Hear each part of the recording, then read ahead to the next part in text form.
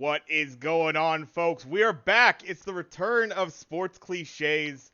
We're, of course, here. We're rocking it for NFL season openers. Week 1, baby. We're here. It's finally here. A glorious time. I'm Jay. That's Craig over there. And this is the Sports Clichés Podcast. The Sports Clichés Podcast, where the points really don't matter. It's just like Whose Line. It's just like Sky Moore's output yesterday. I would say that about Tony, but he actually gave points the other way, so his points did matter, unfortunately. Let's jump right into it. Craig, we had a hell of a game. One of the all-time openers. I think probably some of the best numbers the NFL has seen for a while for their own opener. This yesterday, we had a great one. The Chiefs hosting the Detroit Lions there. What a game. Some of your opening thoughts on that one, Craig. What'd you think about it? I'd love to be doom and gloom on this, right? Like, I'd love to be like, Chiefs are in the mud. That was Right. Listen, let's be honest. They're missing their best defensive player and their best offensive player. Not named Patrick Mahomes. That's going to hurt, right? Any team's going to struggle with that, right? You're losing two guys who are going to be in gold jackets 5 years after they retire, right? Yep. So that's a tough loss. That being said, poor Patrick Mahomes, man. I feel for Patrick Mahomes in that game, and I feel for Patrick Mahomes fantasy owners in that game.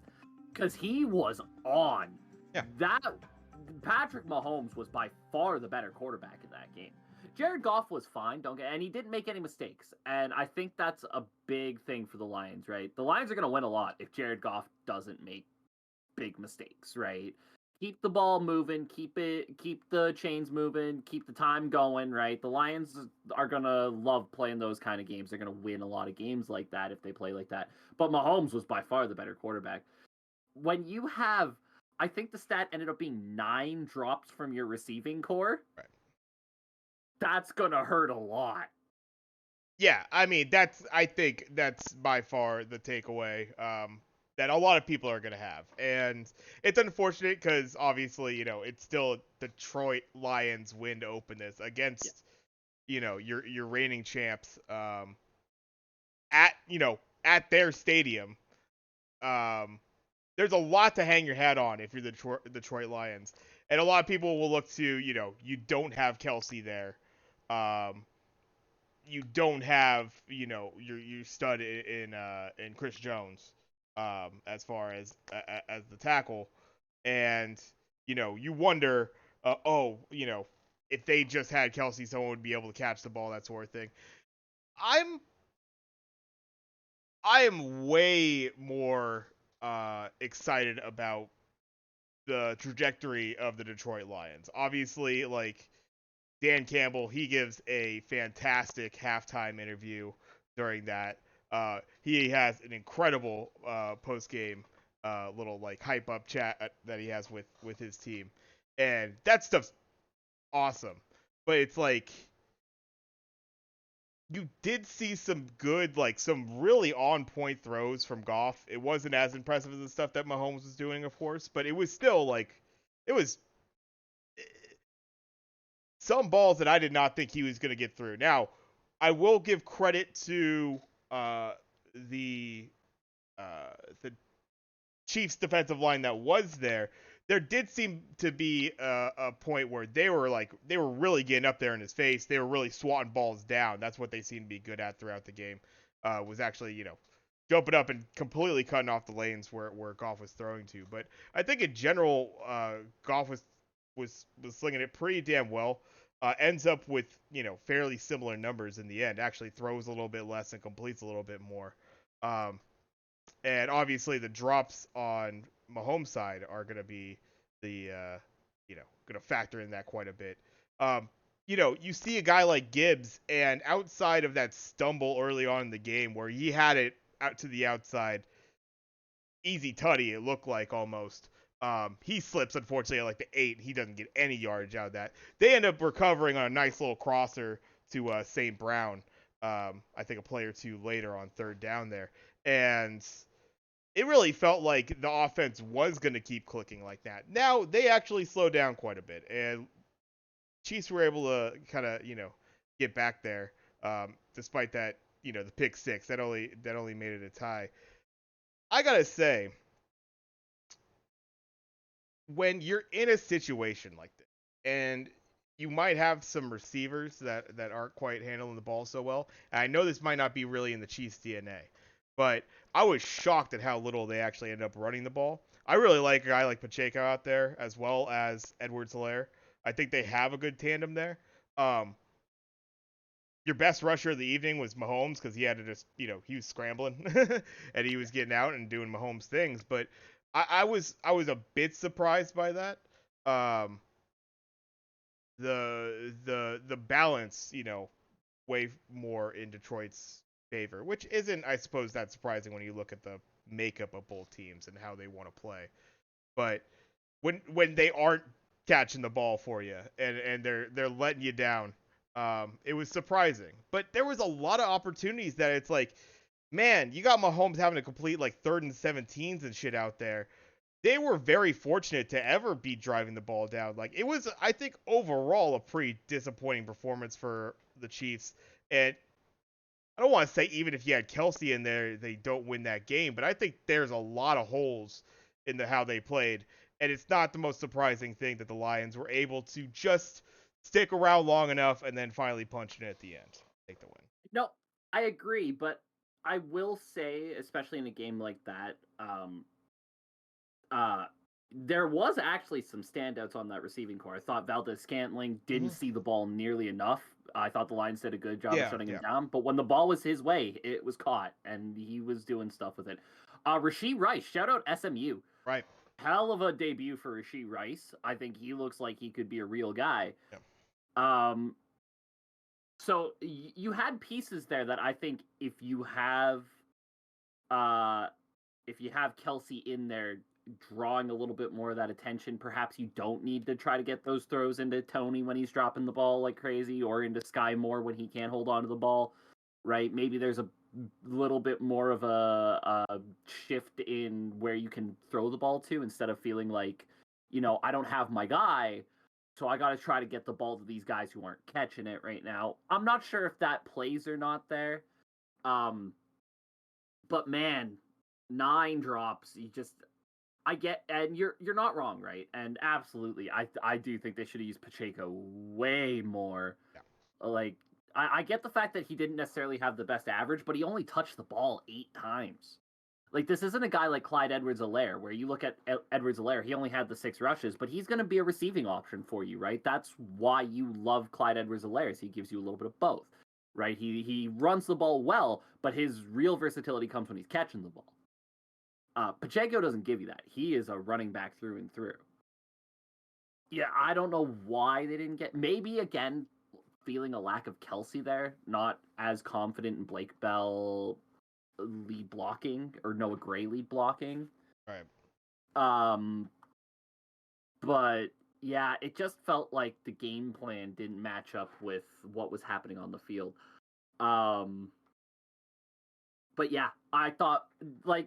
This is why I'm not quite in panic mode yet. Like, Mahomes looked very good. Like, very, very good. And you gotta figure, let's say Kadarius Toney has another week of this. By the time Kelsey's back and fully moving, he's just not gonna see the ball, right? At that point, you'll have Valdez-Scantling, you'll have Kelsey, you'll have Rashee Rice, right? If he continues to do what he's doing. I thought Blake Bell looked solid for them as a potential second tight end option. If you wanted to maybe run a couple 2 tight end sets to limit the wide receivers on the field, you have guys like Edwards-Helaire, Jerick McKinnon, who can flex out and do the catching of the ball. They have the options there. Justin Watson, another one as well, right? So you have the options there where if Tony and Sky Moore aren't catching the ball, they're just not going to see the ball anymore. right? I just don't think you had those options this game to really go away from that. But if that continues, they can phase that section of the offense out a little bit. Yeah, I mean, I think there's thing to be said for how this game, ultimately, um, I think if there's one standout thing that maybe, is going to, this game is going to factor into perhaps how things are called, I think almost the immediate effect into this weekend. The other one would be, I would say, I believe his name's Jawan Taylor, right tackle for the Chiefs, and just giving away everything. Well, he's lined up he's practically in the backfield at where he's lining up, and the NBC broadcast even brought it up during the game, which is a rare thing, and they're like, he's calling it out. He's like, it's happening like all the time, like. Yeah, and here's the thing too. They could have gotten him for false starts, but if you're Dan Campbell, you don't say anything on that, right? No. Keep letting him do it, right? Because he's moving his foot every damn time it's a pass play. That is technically a false start. Yeah. Right? Well, I mean, do that. Yeah, I mean, and it's just and where he's just lined up. He's just he's so far off the line, telegraphing everything. Yeah, it's it's fortunate that they were able to give the protection that they were. I would say, you're pretty much shutting down Aiden Hutchinson, as much as you can when you're doing something like that. So it's I don't know. I thought that was very interesting in that, like, when you let that slide until the fourth quarter, like, you could check that at any point, basically. It's like, yeah, all right, flag, false start, whichever, and it does enough. Well, you don't have to keep calling it because it doesn't really happen after maybe one or two infractions. Like, it almost gets in your head. Like, I gotta be honest, if you're playing that tackle position, you get called for that. Now you're thinking about that. That is something you actively are thinking about, and you already have the advantage of knowing the snap count and everything. I think it's a great point. I think JJ Watt brought that up in his breakdown after the game. That's where I think it's like, yeah, you already have that advantage.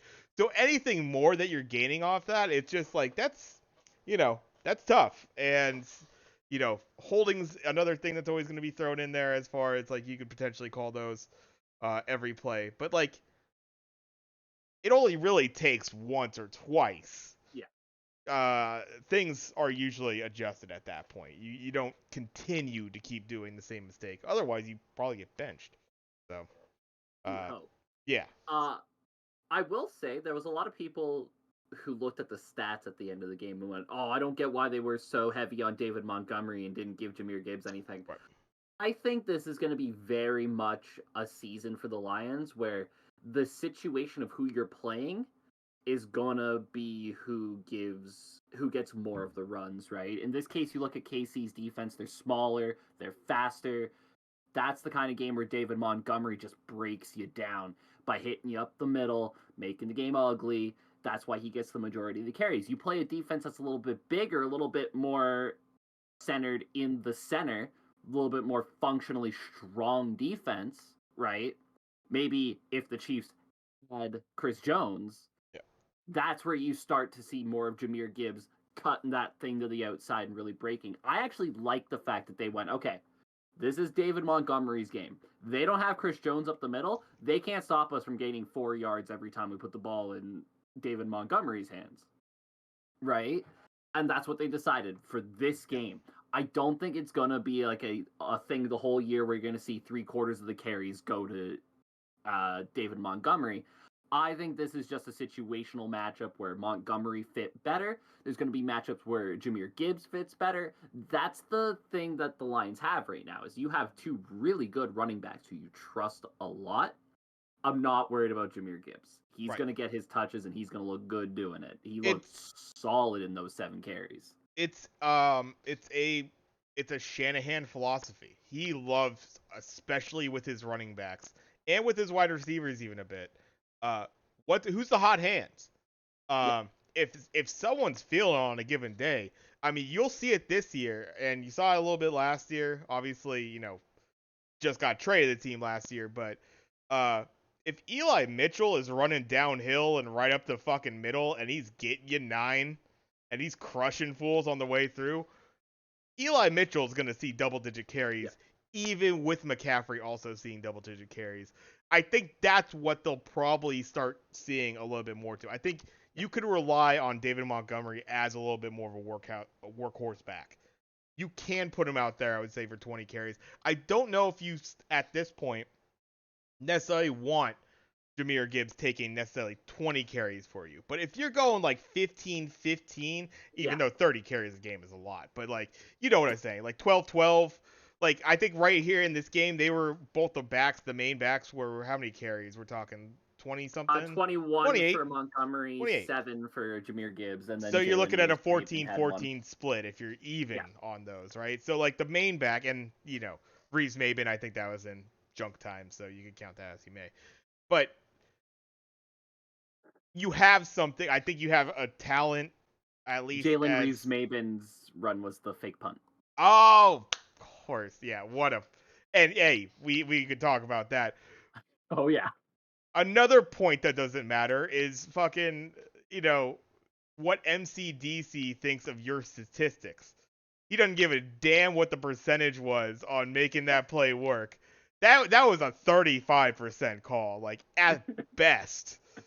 4th and 2 from our own 17? Inside your own 20, you madman. You're giving it to him in the red zone.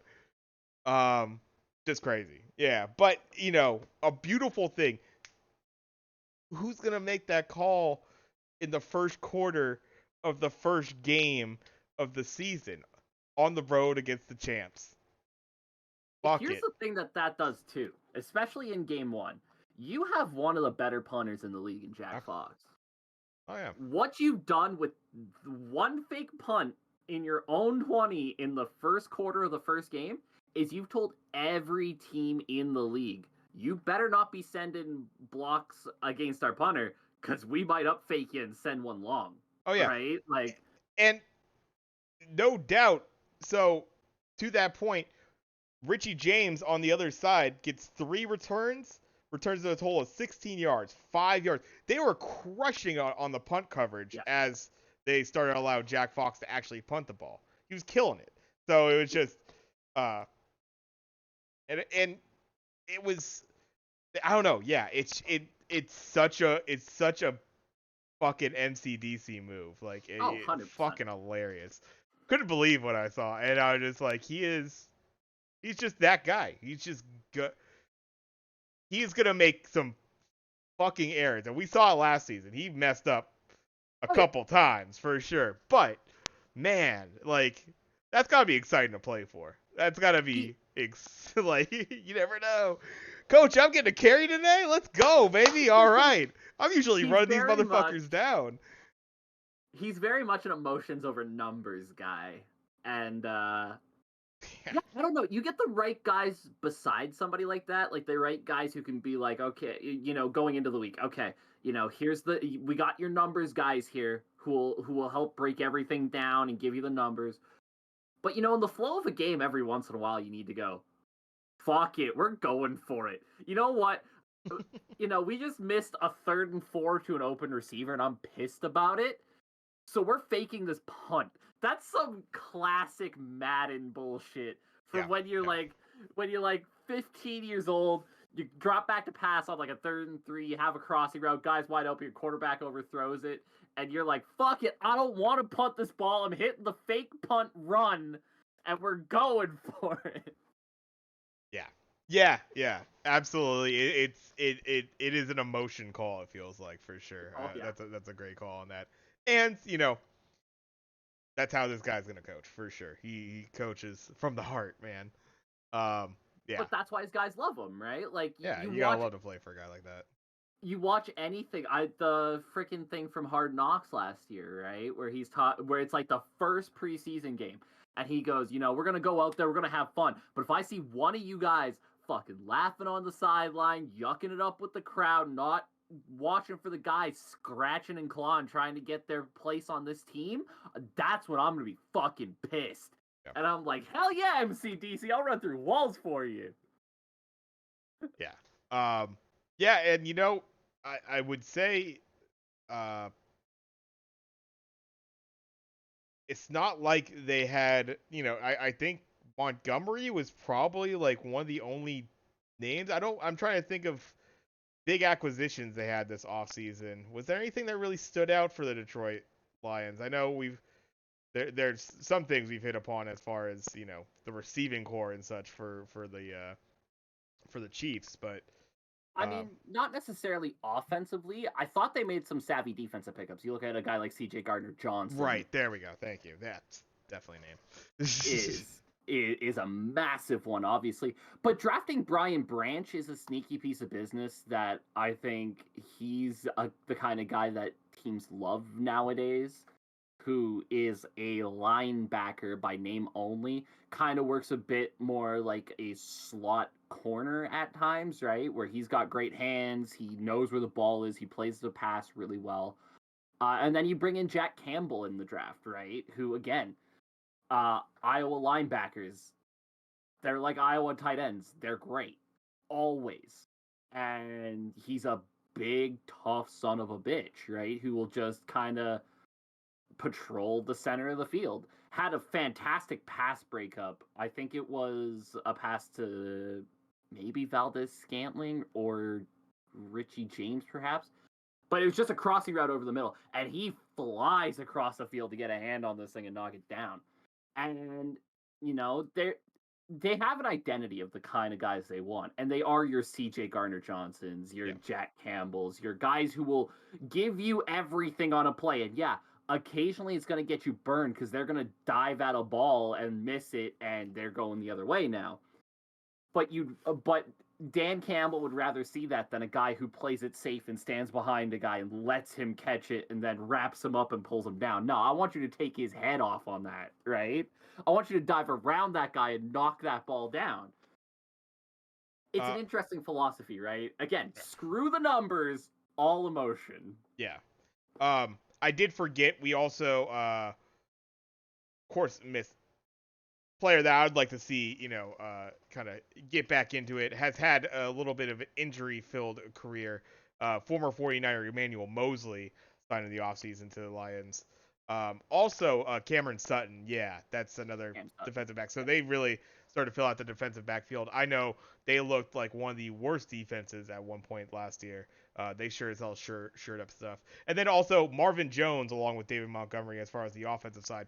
Jones did have a rough game in that one as well. I think some key drops during that game. But yeah, overall, hell of a game and a hell of a way to open it. But want to dive into some of that offseason stuff because I think we should hit upon a little bit of the other, at least the ones that have been the latest. A lot of things happen in the offseason. You know, you go all the way back to Aaron Rodgers going to the Jets and all that sort of stuff. But I think as of late there has been some moving and shaking with a couple, one former 49er, one current 49er. Of course, we got to talk about the Trey Lance news, I think, to the Cowboys. How that all went down. You know, it's one of those things. It's like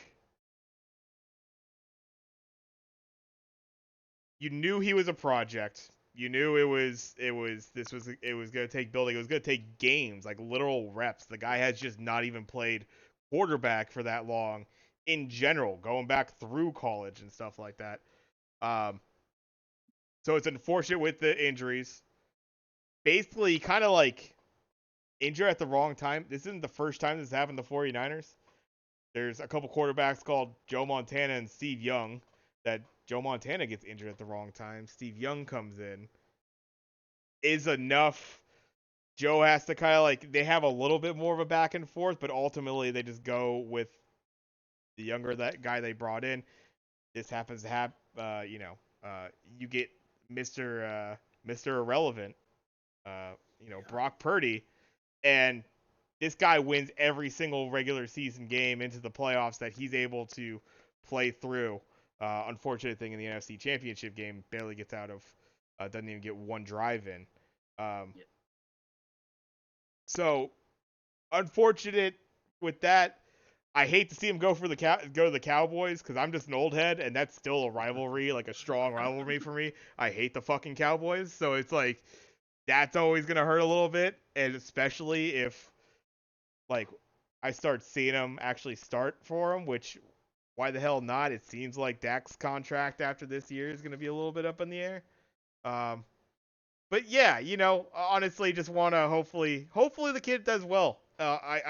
I was always excited for the potential of Trey Lance, and so it's a damn shame we'll be able to see it uh, as a Niner.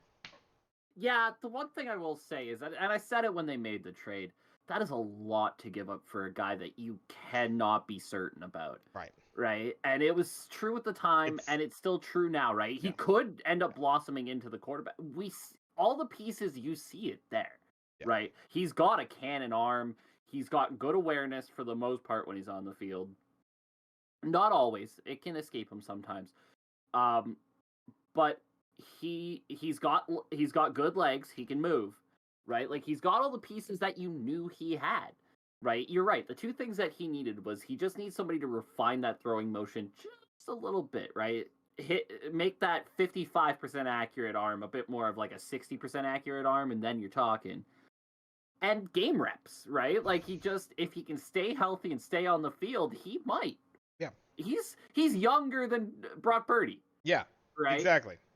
Like, he's just super raw. Like, it's evident that he's able to make some great throws. He's shown that. Like, you'd be just completely ignoring actual game tape if you didn't look and see some of the down the field throws that he's able to make, deep crossing routes and stuff like that. Stuff you love to see. Having a nice arm and a good look, as he's delivering it. But then, yeah, there's all sorts of times where you can look at it and it's just like, he's just not quite set. He's scrambling. And for a guy that everybody wants to kind of like think that he's like super athletic, but it's like when you're not, I don't know. When you're able to read the defense a little bit more and you're able to, you're doing more of the Patrick Mahomes, that dude sees a gap up the middle and he's breaking through it. Guys that are athletic but not really quite feeling the defense, they go outside and they get cut off at that point. Now you're and probably throwing it away. You're not getting that to the edge. So just situations like that. It just some unfortunate timing. Honestly, for them to redeem a fourth rounder at this point, it's still like it's absolutely one of your all-time draft mishaps. I don't want to say bust because that kind of puts the mark on the player that he's shit. That's not quite accurate here. Unfortunate with injuries. And maybe a bust as far as the people that made the pick in that decision. Absolutely in that regard. I don't know if it's the it's like you gotta look at the grand scheme of things. I guess it's,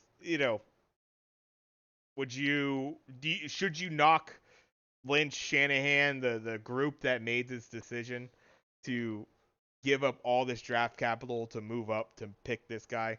Absolutely.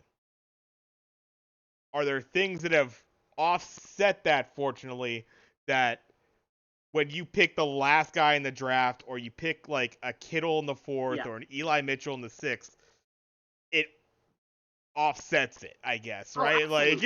Okay, well, shit, you should pick better in the early rounds, but it's like, shit happens, and if you can still get great guys that start for you and look as good as those guys do, you take it. Yeah, no, and everybody makes draft mistakes. It happens. The thing that I think I didn't love at the time, and I think the thing that I still don't love is I don't love trading that many assets for a guy who's not a certain thing. Yeah. Like, the second I heard about the trade, I think I told it to you, the second I heard about the trade, I'm like, they're taking Justin Fields. Because Justin Fields is ready, right? Trey Lance is not. No, certainly right? And the more it came out, the more it was like, yeah, it sounds like they're taking Trey Lance. And I didn't believe it until it happened. I still thought they were taking Fields the whole way down. Because when you trade that much to me, you're not only giving up a very high pick that year, but a potentially high pick the next year.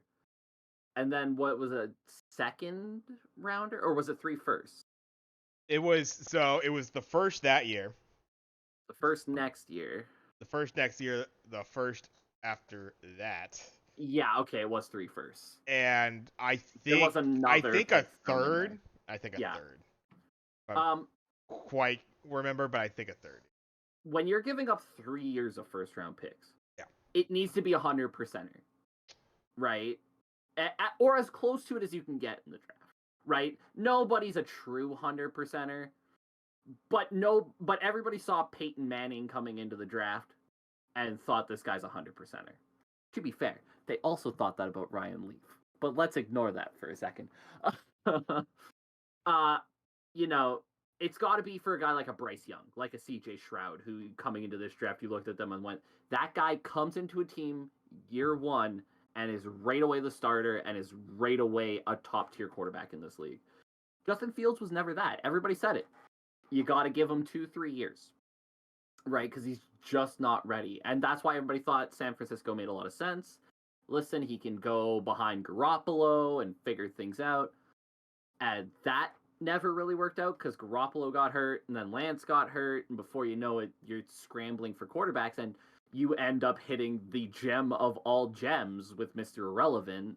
And coming into this preseason, we thought, okay, it's a very open competition. And supposedly it was. But Brock Purdy just outplayed Trey Lance this preseason. There's just no way around it, right? Brock Purdy got like 1 game worth of reps, and right away it was obvious he's in a better spot right now. He, at this moment, is the better quarterback than Trey Lance. Yeah, no, certainly.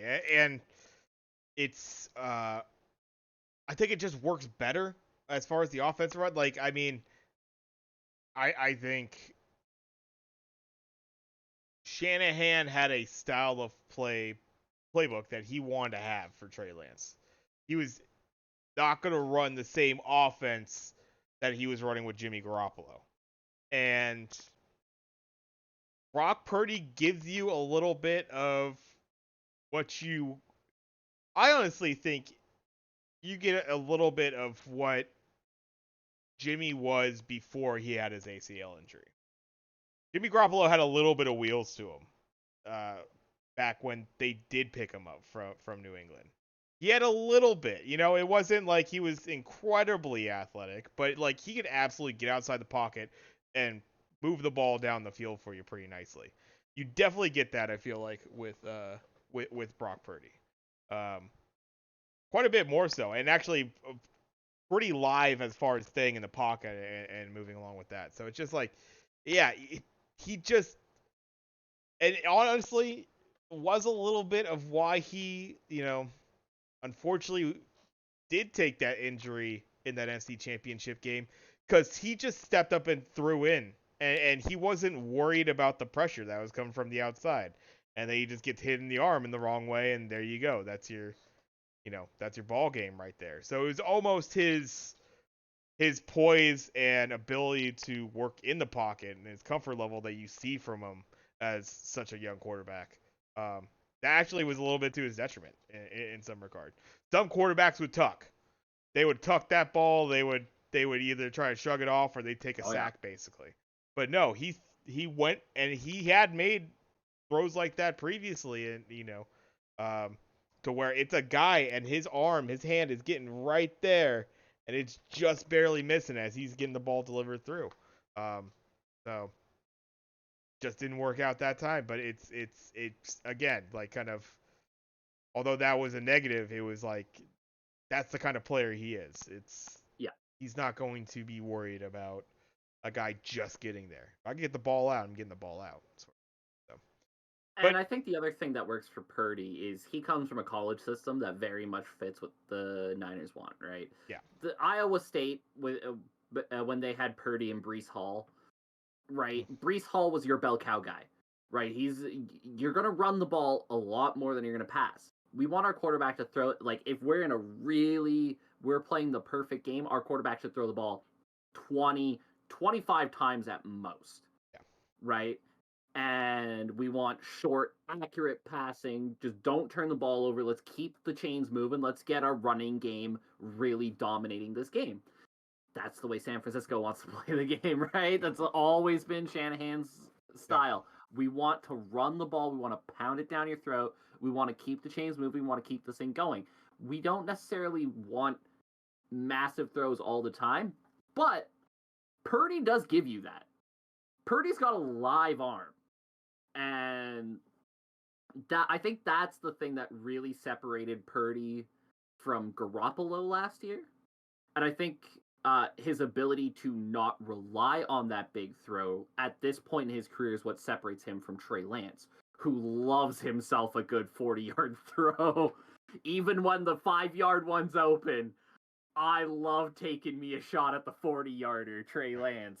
Right? It's not like he fits the system perfectly in that he gives you a little bit more live arm than Garoppolo at this point in Garoppolo's career, while not taking the risks that Trey Lance has shown he is willing to take. I think he's the perfect middle ground between the two of like, this is the guy you want in a Shanahan system. And I think that ultimately is what spelled doom for Trey Lance too. Right, it's not even so much that Purdy was better than him in the preseason, because in the few games that, like, Purdy didn't play much in the preseason, they were very cautious with him. But the few times he threw the ball, he clearly looked like the better quarterback. I think seeing how Purdy fits this system like a glove is really what doomed Trey Lance. Yeah.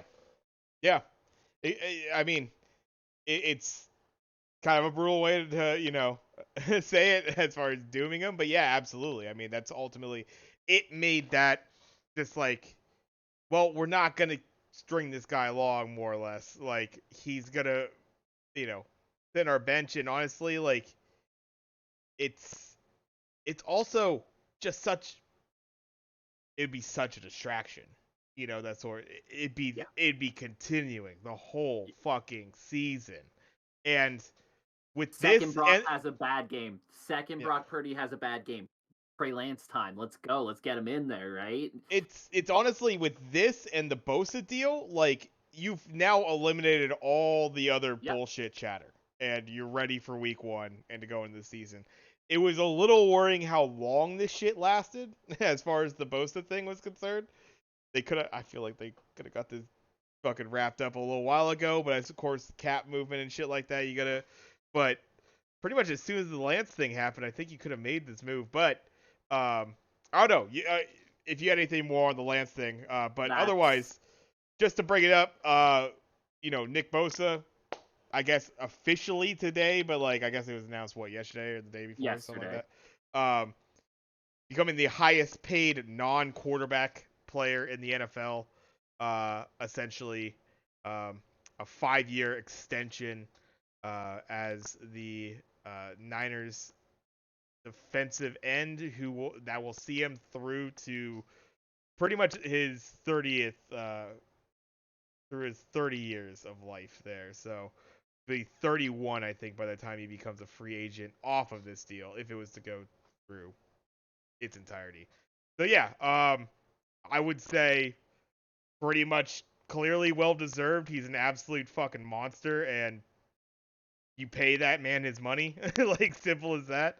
I think it will absolutely not be the highest contract in about it. I mean, you could argue Chris Jones will get something close to that. I don't think he'll get more than that, but you just give it a year or two with the expanding cap, and there's going to be some players that are due up contracts extension themselves. So, I mean, soon enough, it will be probably a steal for the Niners to have Nick Bosa at a certain contract. But yeah, for now, highest paid defensive player, or non-quarterback, actually. Non-quarterback, yeah.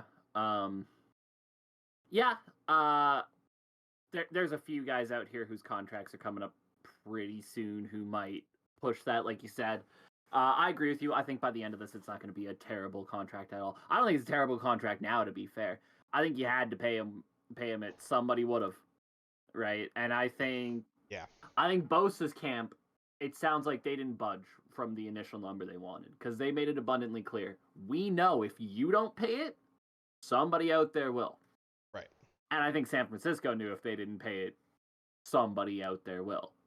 There is there's a part of me. There's a very young, naive part of me that still wants to hang my hat on, like, where's the team loyalty? Come on, the Niners, they drafted you. Everybody loves you. You've made your name here. Take a cut for the team. Dude, billionaires don't give a shit about that. Yeah. Ownership doesn't give a damn. Go get your bread. I couldn't necessarily fault him. Like, if it was like something to where he pretty much gets the exact same money, but he went somewhere else, be a little bit mad about that, because it's like, why would you leave the Niners? We're here to win now, Super Bowl, baby. But yeah, if it was like where he's literally losing out on, the number I kept seeing was they were $2 million apart. Well, for a 5-year contract, that is $10 million apart. $10 million. Not so easy to just like, fuck it. Yeah. Honestly, that's, easier said than fucking done.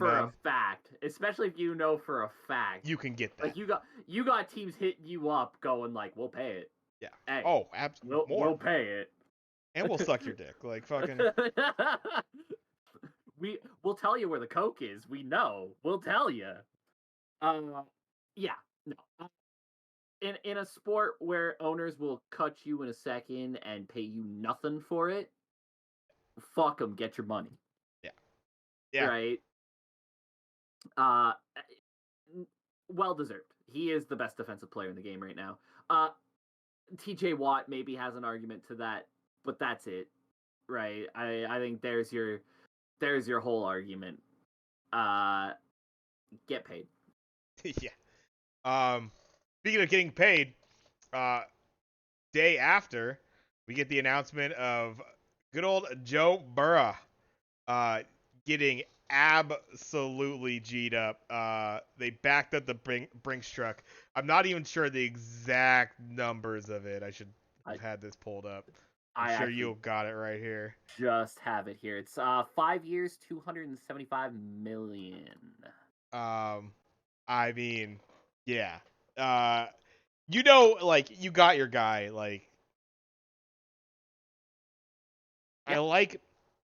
I like getting this shit in early. The sooner the better in this world at this point, as far as the NFL is concerned, because you get it in early and it's astronomical and it's the highest paid now. But goddamn, if guys aren't immediately going to be starting to overtake that sooner than later. It's only going to take a season, basically, for that number to likely be surpassed, because somebody else is going to have to get re-upped. And there's a handful of guys that deserve it, but they're there. And, it's absolutely worth it for the Bengals to do this. No doubt. So the one that always pops into my head as far as, like, this is why you should always do this, and it will be moving to another sport for a second, but similar concept here, is with the Edmonton Oilers and Leon Draisaitl. Oh, yes. Oh, my God. Yeah, that's... They signed Leon Draisaitl to an 8-year, $68 million contract. That's $8.5 million a year. At the time, people were losing their shit. Because Leon Draisaitl at the time was 21 years old. His best season was like 25 goals, 60 points. Everybody's like, what are you doing? This is insane. You don't pay a kid like this. We are now in the second last year of that contract. Leon Draisaitl is coming off of back-to-back 40-goal, 100-point seasons and is the 56th highest-paid player in the NHL. This is why you do things like that. If you got a guy you know is your guy, sign him now. It doesn't matter if the contract sounds ridiculous. You know how that cap moves. You know the way those numbers move and the way that the inflation of the economy, the inflation of the NFL economy, especially as they go global and those global markets begin to expand, That's more money coming into the NFL, more money funneling into the cap. It's at the end of this contract, the $55 million is going to be like, he'll be like the 8th, 9th highest paid quarterback in the league, and everybody will be like, oh, what a steal on Joe Burrow. Yeah. It's just better to get these things in early. Yeah, I mean, I think the thing is, it's the, NHL, they're fucking, they'll have a guy, they'll sign him for double-digit years, Yes. And that's a career, like the fact that you have guys that even are getting, I think the idea that anything past like, I don't think anything really consistent past 5 to 7 years, like that's kind of your sweet spot. They probably deserve like you can't realistically like project out that far as the salary cap and stuff is concerned. That's kind of my thing is like you can't really. It's only to the player. You'd have to work in like extension clauses and stuff like that for being able to readjust the contract as it goes forward because it's just I feel a little too unpredictable to really project out that far. But yeah, absolutely. Good. Just kind of your general idea, what you brought up. I mean, get it in sooner or later. Pay the guys that you want to want to be around there. Pay them as so they're the number one when you make that decision. They'll be satisfied, and yeah, you'll get a guy for good amount of time. And by the time that contract starts to get toward its end, honestly, it's a pretty damn good contract. It's usually a pretty good look at that point. So, yeah, good for Joe getting that. Yeah, $219 million in guarantees, pretty insane. That's great stuff. Hey, I don't think it's long before we're looking at quarterbacks getting fully guaranteed contracts either. Right. I know we've already More seen a couple. Yes. I think it's way more consistent here soon. As soon as there's a couple of guys who are going to determine that market here very soon. Guys like Trevor Lawrence, Patrick Mahomes. His contract isn't that far away, right? These guys are going to get fully guaranteed, right? And that's going to start the trend, right? And it's going to be the first guy in the vein of, I'm trying to think of a young guy here who is going to ruin the market for every team. It's going to be somebody like a Dak Prescott, right? Maybe not necessarily Dak, he's a little bit older than what I'm thinking of, but in that range of quarterback who is going to get a fully guaranteed contract from somebody, and that's going to do it, right? Because then everybody's going to compare themselves to Dak Prescott and go, hold on, I'm better than him, right? And that's usually how this goes, right? Is one team pays one dude a little bit more than they probably should have, and that's how the whole thing goes off. Right. Yeah. No. I mean, we've seen that before. It's the good old market reset, but yeah, it's to a guy that you wouldn't expect, and so that drives like everybody who feels above that, which might be a bigger number, to demand that. So now, instead of just maybe a handful of players, it's quite a bit more that might be looking to bump themselves up. Now, it's always interesting in that there are some guys that these guys just work these contracts to where they just find fucking money. It is like, oh yeah, no, we only have 1.5 million in cap room. Re-up a player, sign this guy. You could sign a player for 1.5 of that quality, yeah, because we actually we adjusted these two, so maybe they're a little bit more backloaded, and then we made that guaranteed money instead. So now that's off the books, and we could free up this for guy, $7 million in cap room or some shit like yeah, that. Like, we signed this dude, but it's all signing bonuses, so like none yeah, of it's against the signed cap. bonus. It's beautiful. Hey, I'll do you a favor, boss. No problem. Yeah, Fucking yeah. just give me Take that like as signing bonus right now. 200 mil in signing bonuses, In and I'll be cash like right now. Okay, thank you. $1 million against the cap. I don't even have to go to the bank. That's beautiful. I don't want to give this guy my money anyways. They're gonna lose it. Any other off-season moves you want to hit upon? Yes, there is. All right. Namely from today. Yes. Shout out Luke Rhodes. There might be some people out there going, who in the bluest of blue hells is Luke Rhodes? Luke Rhodes is Indianapolis's long snapper who just signed a 4-year, $6.465 million contract, making him the highest paid long snapper of all time. Hey, shout out. Indy is doing a thing right now where they're like, we want this to be our special teams unit, so we're just gonna sign up all of them to, like, Matt Gay's the second highest paid kicker in the league now, right? Rhodes is now the highest paid long snapper in the league. Yeah. They're just like, hey, this is our special teams unit. Let's pay him, and I'm all for it. Shout out Luke Rhodes. It's it is comical for sure when you are a team that is currently embroiled in a situation in which you don't want to pay potentially your best player, and you are going to G up your fucking long snapper. I love it because I love my Tabor Peppers and stuff like that. I love my long snappers for damn sure, but it is funny as hell that it had to be the Colts to do this for their long snapper.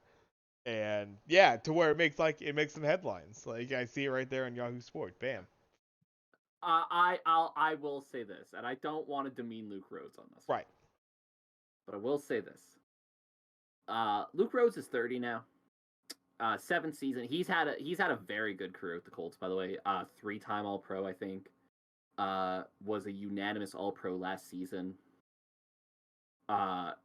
Is a very, very good long snapper, man. He gets that shit down for the Colts, right? And he's been doing it for years. And he started off as like a linebacker, and they converted him to long snapper, which is wild. I watch a lot of college football. Like a lot. Tell you this. There's a lot of special teams units out there that get that shit down. Telling me that one of those long snappers that goes undrafted, you can't just pick up on a cheap and make him your new long snapper and get that shit down? I don't know.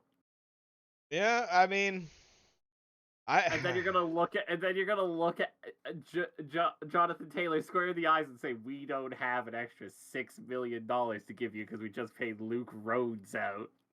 Yeah, that's tough. Like it's, fucking Ursay coming out and saying the shit that he already did is enough. Like, yeah, that's already like enough to pretty much like sour you on the situation for sure if you're a Jonathan Taylor.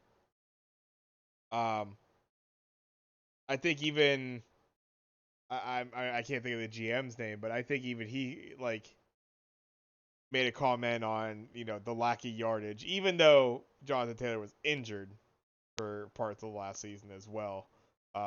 And yeah, the team was crap. Like it was bad. So you do what you can. Like I would have been. Quentin Nelson most of the year to injury. That line outside of Quentin Nelson was fried. Yeah. I think it's actually going to be better this year. I like the addition of Bernard Rainman in there, and I think they got a couple guys that are going to help a lot. But yeah, your offensive line was fried. Yeah, it's just a brutal look for the front office right now, and yeah, maybe they start to look.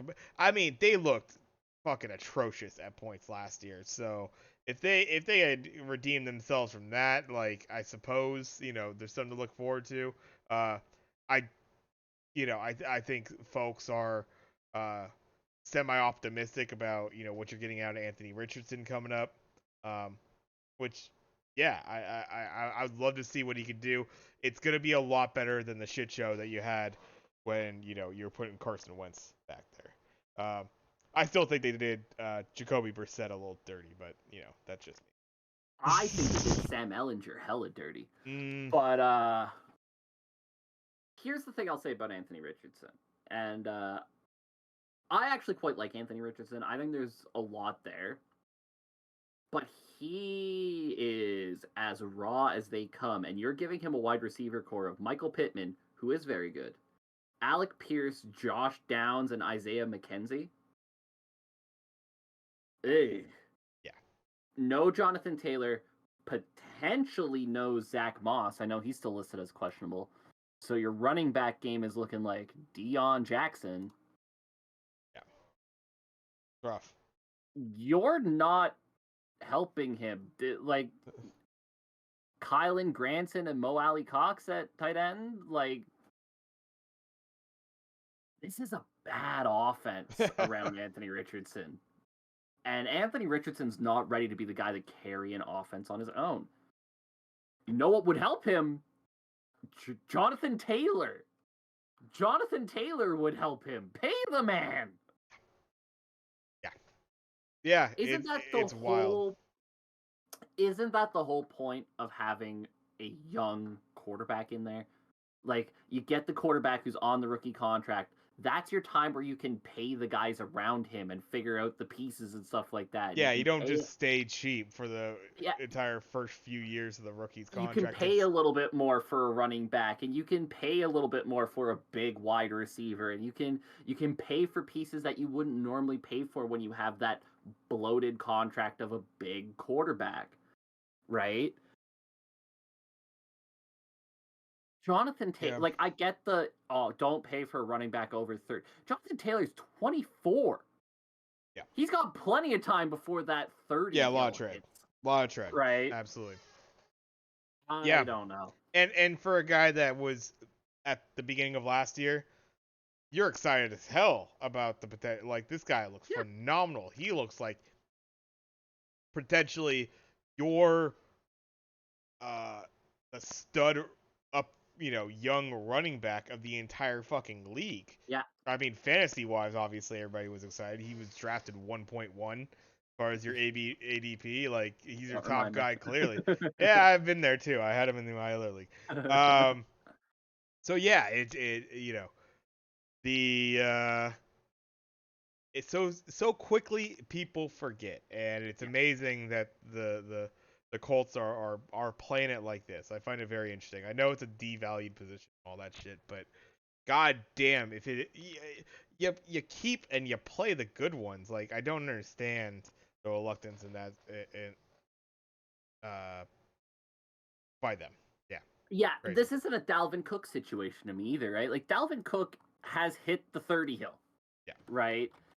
I agree at the moment that I would not pay for a running back who's over 30 or who's hitting the 30 hill, right? Like, I wouldn't be paying for a running back who's 30 plus right now unless he was proving to me as he was getting into those elevated years that he's still producing, right? We haven't seen somebody like that really since Frank Gore. Yeah, I was going to say. Right, Frank Gore, I think, was the last one who kept earning himself contracts post 30 because he was still producing. And I think he last played for the Colts, if I remember correctly. Yes, that is true as well. John, 24. Yeah. Get that guy on a 4-year contract. Keep him in the room for the next 4 years. Wear the tires off of him. I mean, it's not like they have a lack of cap room, right? Like, they can make this deal happen. That's crazy to me. Yeah. And spoiler alert, next year's running back class, not good. It is a shallow pool of running back. Yeah. Yeah, no, that would be interesting. I mean, like, yeah, exactly. If they feel like, what pieces do you pick up then exactly? If you're not sorry, going to go Indy, there, you then missed the running back class. It was this year. This year was the running back class. well, Next year, not they had to so get their much. quarterback in the running back class, right? Fucking tough break when you're garbage and not paying the players that you have. Yeah. Any other offseason moves you want to talk about? None that really stick out to me that we won't obviously talk about while talking about teams as we go through the week, right? Let's hit upon it. Let's little bit of, we're right here, week 1. We've already had a game played, so I guess a little bit of a spoil. But we got a whole season to look forward to. NFL's never completely static. There are some teams that made the playoffs last year that are going to underperform this year. There's going to be some teams that didn't make it last year. Maybe they just missed out. Maybe they were pretty bad last year and are going to make a major step. So perhaps take a look at some of the expected our underdogs that perhaps are going to make the playoffs this year. Maybe some team that did make the playoffs last year that will underperform. And we'll see where we take it from there as far as predictions are concerned. But any surprise teams that stick out to you as far as the good or bad side that you expect going through the season here? I mean, so there's one stands out to me as a team that didn't make the playoffs last year that I think absolutely will this year. And that's the Washington Commanders. Okay. I think I like Sam Howell. I made that clear when we did our draft thing, and I had him going in the first round. I like Sam Howell a lot. And I think he showed in the game and a half he played at the end of last season that there's something there. He was great through the preseason. They got the receiving core around him now with Dodson and McLaurin and all those pieces they have down there in Washington. It is a good team. And I think now that you have your quarterback in place, I not only think the Commanders make the playoffs, I think they have a legitimate shot of maybe pegging the Eagles back for that division title. I think they're that good. I am really big on the Commanders right now.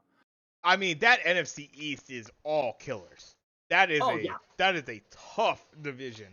There are going to be teams that are, they'll be hitting each other, that sort of thing. That's kind of the thought, I guess, is that, that on any given day, you could have the Giants taking the game against the Eagles potentially. You could have Dallas beating Washington, Washington beating Dallas, like all the, as far as inter-division wins and losses. But yeah, I think all these teams have the ability to go over 500, certainly. 100%. So Washington, that's as far as making the playoffs, absolutely. Like they were just missing out. That defense was actually really nasty last year. Obviously, you got your Chase Youngs and such. That line being pretty nice. I'm trying to think of who's on the other side of Young there. Really nice player. Montez Sweat. Yeah. I mean, I love the name. The Eagles, I think people, as much as they still have them, I would say as far as top of the power rankings, I think there is an honest acceptance of maybe they're taking a step back. Obviously now you have Hargrave moving over to the Niners, who people have potentially slightly above that. But yeah, I mean, Giants were quite the surprise team last year. The re-upping of Danny Dimes and Saquon looking a little bit more like himself, that sort of thing. They need to get some goddamn receivers still. I don't know what the hell they're doing out there. That's the only thing. Giants have had that issue, but you got your Thibodeau's on the other side. All these teams, I mean, and I don't want to talk about Dallas, so I'll just. But all these teams actually, pretty good. So I do like that that Washington pick. For me, surprise pick, gotta be your Atlanta Falcons, my man. absolutely gotta make the playoffs this year. I swear to God, if you guys don't make the playoffs this year, do not That let the Derek fucking Carr led New Orleans Saints be able to somehow take this. I don't think Carolina has much of a chance myself. Tampa Bay, we already know, like they're going through the hell that is not having Tom Brady anymore and having just overspent the shit out of it. So they're kind of in uh unfortunate situation for them. It looks great for Ritter and the Falcons, I would say, going forward. I actually got the Panthers winning that division. You do have the Panthers winning. Oh my god. Oh, the I ultimate betrayal. Why? I How? I CJ?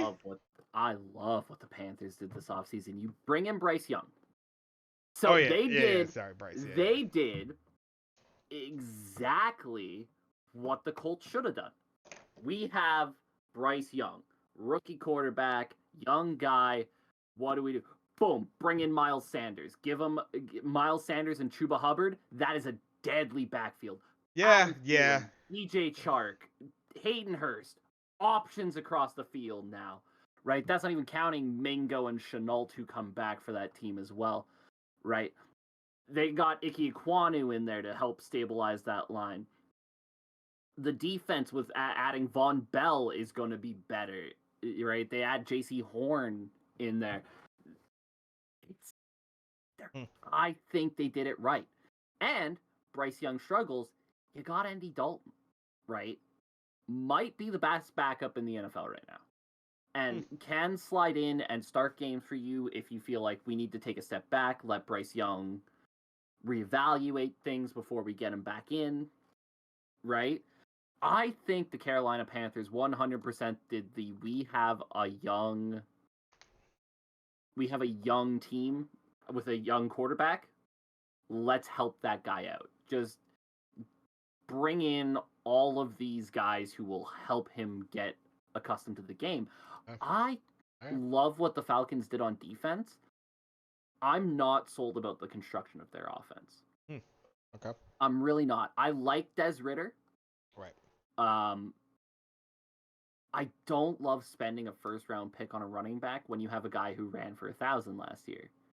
Right? So you spent your first round pick on Bijan, who is an unbelievable running back, make no mistake.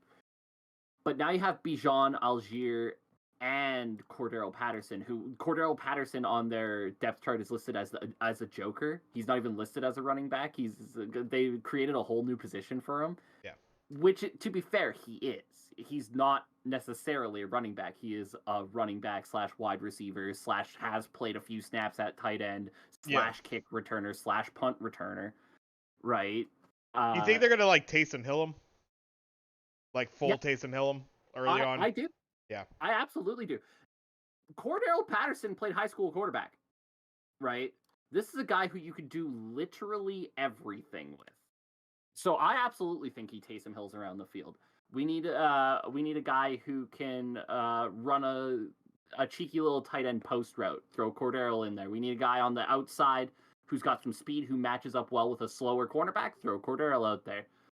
We need a guy to play some running back. Maybe take a couple carries, but can also swing out and catch a pass. Cordero Patterson's there. Bijan and Algier are not good receiving backs. Bijan was never a good receiving back at Texas. Algier was never really a great receiving back at BYU. You have one in Cordero Patterson, right? So he's your do-it-all guy. But beyond that, you have Drake London and Kyle Pitts, who are obvious studs. Then you're looking at Mac Hollins, Scott Miller, Kaderil Hodge, Josh Ali if he gets some snaps, Jonnu Smith, McCole Pruitt. It's a whole lot of just... Man, teams can focus hard on Drake London and Kyle Pitts, right? If Scott Miller's gonna beat you, you gotta throw your hands up at that point, right? Yeah, I mean, I imagine that, when you do have Cordero out there, like the idea being, I'd imagine you'd pair him potentially with another back. Yeah, absolutely. And have that flex, that sort of thing. I could honestly see them going full wing T. Yeah. Right. You have a quarterback who can run, 3 running backs who you really like. This team's really just a receiver away. Yes. It's They just need somebody to complement Drake London. You need a 2. Yeah, they just need somebody to complement Drake London. That's all it takes. Like, and yeah. So, I mean, that's I suppose the strange aspect of the whole thing is that when you do have the weapons in the backfield, the potential. Not saying they will by any means, but potential for that, a pick package, that sort of thing, to be able to get a wide receiver brought in as a trade. I mean, it might be something they should consider down the road to truly but depends on the kind of offense they want to run. I think they do have. I still don't rate the Panthers that well. So that's kind of my thought, is that the Falcons should have won it last year. Yeah. I like them more this year than I did last year even. And so I feel like they should have this one in the bag. Now, whether that's the case, we'll see. And we'll see week 1 too, obviously. These guys are going to play Panthers, Falcons. What could actually end up being an absolutely massive game in that division. Because I do think they're the 2 teams. I know everybody, the Saints and Derek Carr, but what the fuck else do the New Orleans Saints have? Yeah. Right. Yeah. Chris Olave is fantastic. Michael Thomas, we haven't really seen can't guard Mike in 2 years now. Right. He's really just one of those guys who's a name value guy right now. Jawan Johnson, Foster Moreau, old as hell Jimmy Graham is your tight end room. Kamara is suspended, so you don't have that. Did pick up Jamal Williams, which is nice, but he's not Kamara. Right? That defense, whoa. Bang average if I've ever seen one. Right? You have Cam Jordan.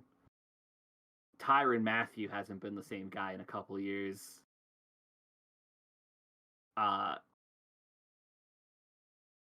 And then you have Marshawn Lattimore, right? And then just a bunch of other guys who are just plug-ins into the rest of the spaces.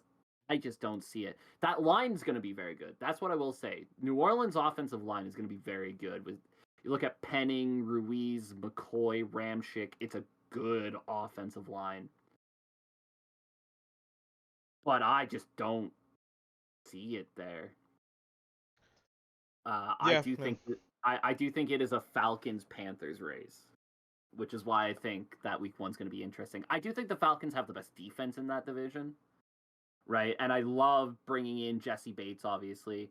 Buying very low on Jeff Okudah feels like the kind of thing that could come up with big returns. You got Calais Campbell in there with Onyemata and Grady Jarrett. It's a really solid defense, and you have one of the better kickers in the game in Younghoe Koo, right? So if in low-scoring games, you're confident that you can outkick most teams. It really does just come down to, does that Panthers offense click for me? Because if Bryce Young finds his guys, like if Thielen, he doesn't need to be prime Adam Thielen to make a difference on this team, right? If he can get his 700 yards this year, he's already making a difference, right? Because DJ Chark is going to be an awesome addition to that team. You still have Hayden Hurst, who's a solid block and pass catching tight end. He does a little bit of both, and he does them very well. And you have Sanders and Hubbard, and you love that running back room if you're Carolina. I just think that offense is very good.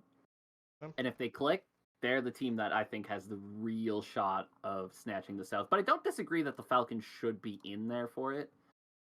I don't know. I'm not sure how the passing game is going to look. And who knows? Maybe Ritter struggles and we just need some Taylor Heineke to get us there. I mean, yeah, you do have Taylor Heineke in there. Dude is going to get you to over 500. I think that's all you really need, right? It might be in this division. It might be. I'll tell you who's going to be really bad: the Tampa Bay Buccaneers. Well, maybe that goes right into it. This might be your underperformer of the year.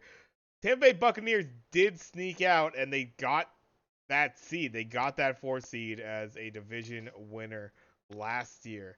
But you might have another team as well. I think the Bucs are a little not automatic, but I think a lot of people have a feeling that the Bucs aren't going to do so well. Do you have another team in mind, perhaps? Oh boy, do I! As your underperformer. Let me tell you the tale of the Dallas Cowboys. Oh, I love it. Let's go. Let me tell you the tale of the Dallas Cowboys, baby. Who got rid of all of their talent, not named Tony Pollard, and are now left with Jake Ferguson and Peyton Hendershot as their tight ends. CeeDee Lamb's a great wide receiver, but man, you're asking for a lot out of Brandon Cook and Michael Gallup to make up the rest of those receiving numbers. If they struggle out the gate, you're going to hear the whispers about Dak Prescott, and then that's going to start a whole new thing. I think that defense is a little bit on the old side. And I wonder, against the more athletic teams in the NFC East, we've talked about it, it's a murderer's row in that division. I wonder if that defense can keep up with some of those teams, especially if, like, Stephon Gilmore can still do a job. Sure. Absolutely. But if you're having to match up Stephon Gilmore against Terry McLaurin, right? Or Jahan Dotson, whoever it ends up being that he's matched up against in there, that's going to be a bit of a matchup issue. If you're having to match him up against Devontae Smith or A.J. Brown or even Quez Watkins, he's going to get beat by those guys. He just doesn't have the foot speed for that anymore. Right? You might not think of the Giants receiving core as the scariest thing in the world, but he can't guard Paris Campbell. Right, he can't keep up with Paris Campbell's speed. He can't. I think Slayton's probably got a step on him. I just don't know if that Cowboys defense can keep up with the offenses around them. And they are handcuffed a little bit by the fact that Mike McCarthy is still their head coach. And now he's their primary play caller. How did that work out for Green Bay? I don't know, man. Yeah. It feels like a doom for failure. I will say, I was going to say the Las Vegas Raiders here, but I think everybody knows the Las Vegas Raiders are they go as far as not Mike McCarthy, Josh McDaniels allows them to go. Right. It is, and not a lot of belief in that guy, unfortunately. No. No. The talent is there in Vegas, but the coaching is not. Well, let's keep it within that same division, because for my underperformer of the year, it's unfortunate because pretty much every year before the last one, and even last year, you could put some measure on it was an underperformance. I got the Los Angeles Chargers as my underperformer potentially of the year here. They did make the playoffs last year as a wild card. Chiefs being your number 1 seed. A team that missed the playoffs crazily the year before, basically, like as one that you almost had guaranteed to make it. I'm suspect. I still feel like when it really comes down to it, this team finds a fucking way to lose. They already did it last year. They lost to the Jags, a team that had a worse record than they did by a bit. A game that was insane to watch, really. What a wild card game that was. I will say that. They put on a hell of a show. But that game against the Jags, just like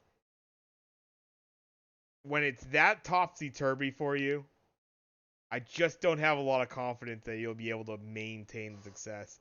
I don't see the Chargers making it into the playoffs again this year. Yeah, so I'll be honest with you. I didn't even think about the Chargers when he brought this up because they are just so afterthoughty to me at this point. You have to prove to me. You have to That's prove to me rough, that you my can do man. something until I think of you as a contender who could fail. I don't even think of you as that. You're mid. You are mid. They are the definition of mid. And it's a shame because the talent's not mid. Justin Herbert's an unbelievable quarterback. Austin Eckler, criminally underrated. Keenan Allen and Mike Williams are two great receivers. I'll tell you what, I love the addition of Quentin Johnson on there to give him a true home run threat, right? A true over-the-top guy who can get you that 40, 50-yard bomb. They haven't really had that in the past. They got it now with Quentin Johnson. But man, until you prove to me that this team is anything other than first round at best, that's all I'm gonna think of you as. Actually, like it was one of those things where when you brought up the Chargers, I was like, oh yeah, I guess they are a team with expectations. I don't have one. Damn. I mean, yeah, no, I mean, yeah, name is kind of thrown about, but I think just a lack of um this is a team that's just played down to worse teams consistently because the talent's there, and I think you go into a lot of games being like, yeah, no, the Chargers should have this handled, and yet there's just games where they just don't show that. Defensively, I mean, this is a team still with Joey Bosa. You had the weird underperformance of Khalil Mack. We'll see if he could bounce back a bit, I suppose, going into this year. Asante Samuel Jr. on the other side, J.C. Jackson, Derwin James Jr. Like, you got some DBs, I suppose, but yeah, I just don't have a lot. I am excited about Cameron Dicker the kicker yet again.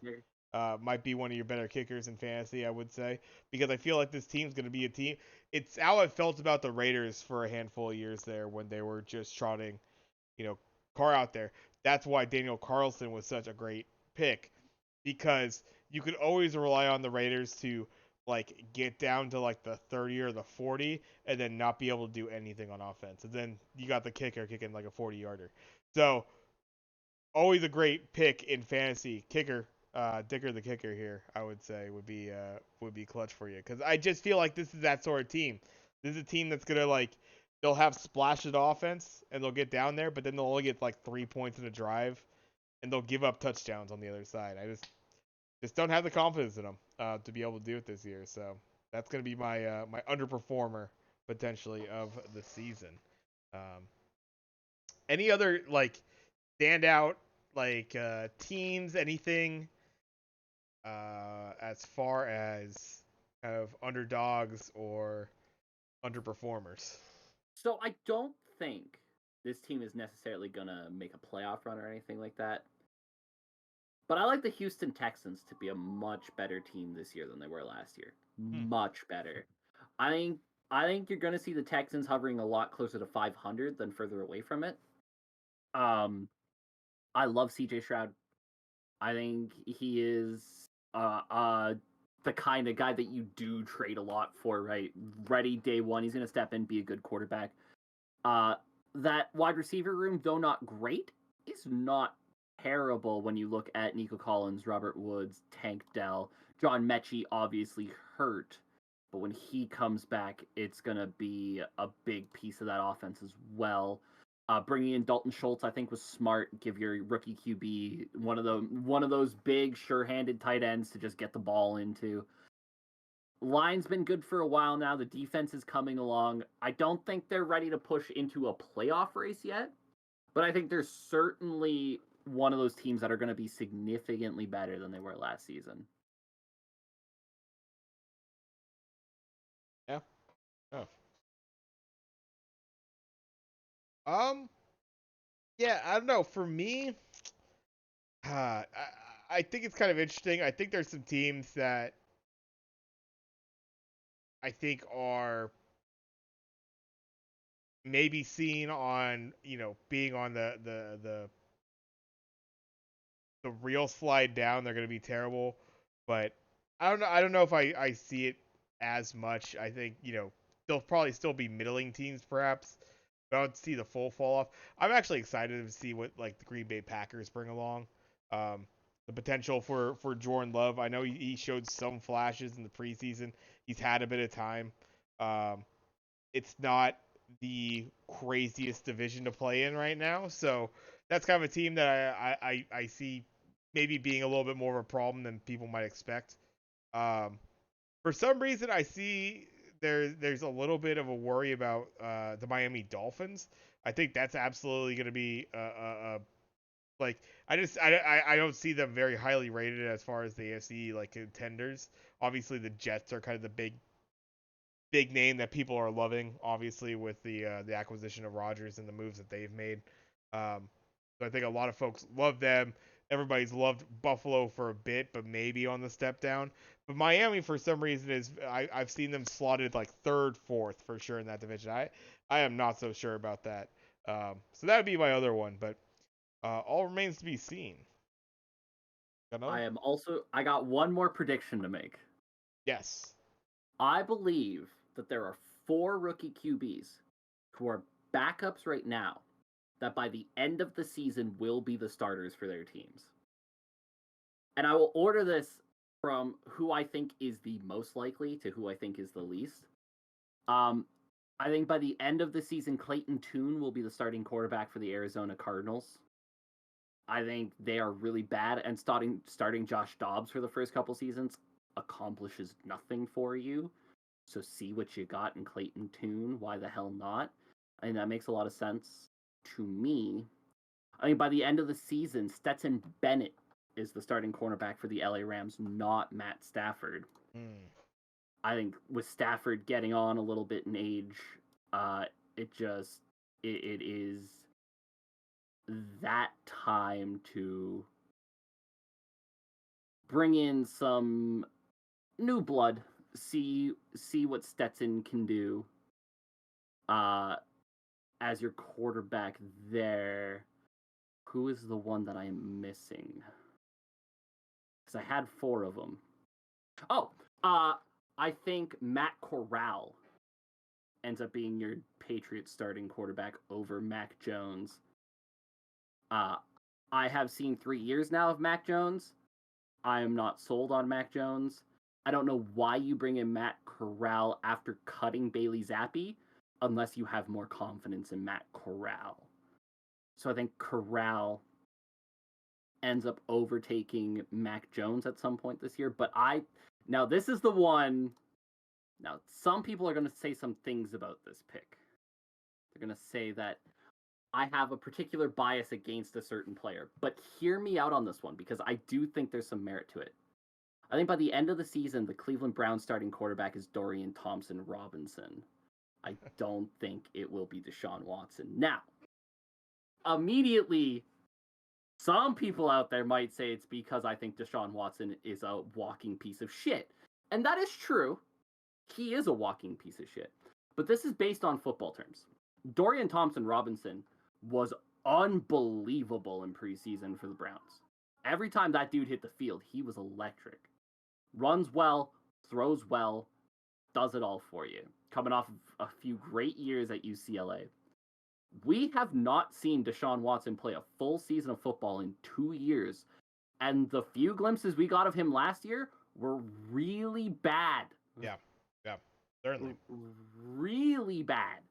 There is a lot of cases of guys who had to take extended absences for whatever reason and never got it back.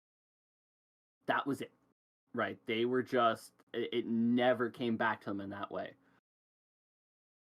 If Deshaun Watson really struggles out of the gate, especially with all of the baggage Deshaun Watson brings, I would not be surprised if they are a quick hook into Dorian Thompson-Robinson to maybe bring a little bit more of a positive vibe to the team, as well as bringing in a quarterback who they think can win them ball games. Because I think the Cleveland Browns probably look at the AFC North and go, we could be contenders in this division.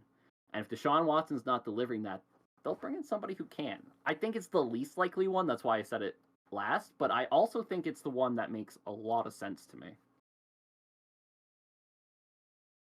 Let me go opposite side. And I only got one player for this. I do think that is is pretty interesting. But yeah, absolutely. I mean, Watson has not looked good for certain. Like that's We're talking about almost 3 years now since the last time we've seen true prime Deshaun Watson. yeah. Um, this might be a bit of a. It's not a homer pick because he's no longer with the team, but it's a homer player. So I'll go with the opposite end. Instead of the young guys, an old crafty vet that I think you're going to be surprised by. Because all this dude seems to do is fucking win, even as bad as he's looked in some games. Don't be surprised when the Jimmy Garoppolo-led Las Vegas Raiders actually start beating some teams that you don't feel like they should beat. I'm not saying this team is going to make the playoffs. I'm not even saying this team is going to go 500. But I feel like the Jimmy G factor, there is going to be a couple teams they are going to play throughout the year. Because they play, obviously, in an AFC West that is usually pretty decent. Obviously, Denver is a little bit more of a question mark. But we thought a year ago that Vegas was the fourth, and you had three playoff teams above them, basically, as far as Denver, KC, and LA Chargers. That's a little bit thrown into question. But I think this is just one of those teams. I love, obviously you got your workhorse, your rushing leader in Josh Jacobs in the backfield. Still, you got to respect that. Obviously, the loss of a Darren Waller is going to hit this team quite a bit. I just this guy seems to be able to pull out the way, and having a good running back is something that is always going to be useful for him. I don't see, I wouldn't predict anything crazy as far as this team, but a quarterback to look out for that might surprise you a little bit more than you might expect would be Jimmy Garoppolo actually maybe making this Las Vegas team respectable, because him and Josh Jacobs and God, even with like the Chandler Jones situation that's happening around him, I don't know how much of that fault it is for them, but like, man, it's good old Raiders, man. It's always a little bit of a shit show around these guys, it seems. So we'll see, but a surprise one you might see down the road here. One more prediction I gotta ask of you, and it's the classic. We did it last year. We'll do it again this year, of course. I gotta know early on, and we've already had one game, but I suppose not much of a spoiler. Your Super Bowl prediction, I need the matchup, I need the winner, and I need the score. Early on, before week 1. I promise this is not me homer picking for this podcast. Hell yeah. My honest to God thought. Let's go.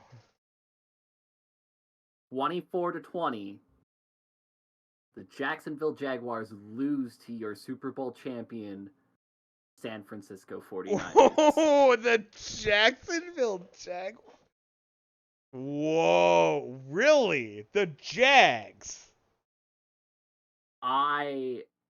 They added the biggest piece of the offseason to me in getting Calvin Ridley back. That gives Trevor Lawrence a true number one. And what was the biggest issue we have with the Jags last year? Christian Kirk is very good, but he's a 2, not a 1. Zay Jones is very good, but he's a 3, not a 2.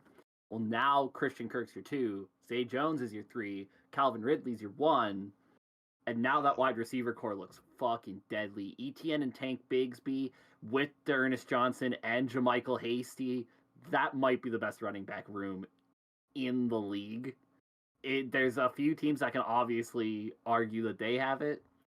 You have Trevor Lawrence. He is everything as advertised. You have Evan Ingram at tight end to be your solid tight end. Defense is going to be good. I think the Jags make a bit of a run this year. I love it. That is a stealthy pick. Yeah. Nice. I mean, that would be a hell of a story. I mean, you're considering this team 2 years ago. We were concerned for Trevor Lawrence's life. Yes. His career, anyways.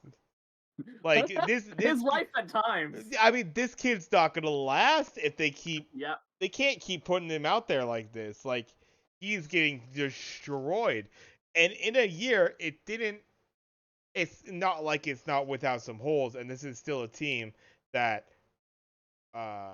technically lost more than they won last year, right? But still, like, yeah, the pieces, if they could keep getting better on that front, as far as the offensive line is concerned, I mean, they're dangerous. Yeah, absolutely. So that's a spicy pick, and you know what? They're in a fucking division which they should walk away with. So That's my other thought. Is I honestly could see a world where the Jaguars get the AFC's first overall spot in the going into the playoffs, just because they can walk the AFC South. Right? Like Houston, I think is going to be better, but that doesn't mean I think they're going to be good. Right? Indianapolis, I mentioned it already with the Colts. I like Anthony Richardson, but there's a ton of holes for a guy who is a project at best. Yeah. And do I need to say any more about the Tennessee Titans than's already been said? Like that team is a mess. No, I think that's understood. I'll follow it with mine. I mean, you said the Homer thing, and I was like, I first thought Atlanta for some reason because that's your Homer, but you're just playing off my Homer. Well, I definitely Homer picked this shit. This is the same matchup I actually picked last year. We got San Francisco beating the Cincinnati Bengals 31-21.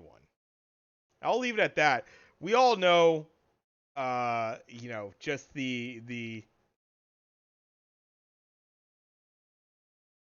I think there's just a lot of expectation around this Niners team at this point. They got better this offseason. They shored up some guys as far as their franchise is concerned. You're just hoping that Purdy is able to, maintain coming off that injury. And,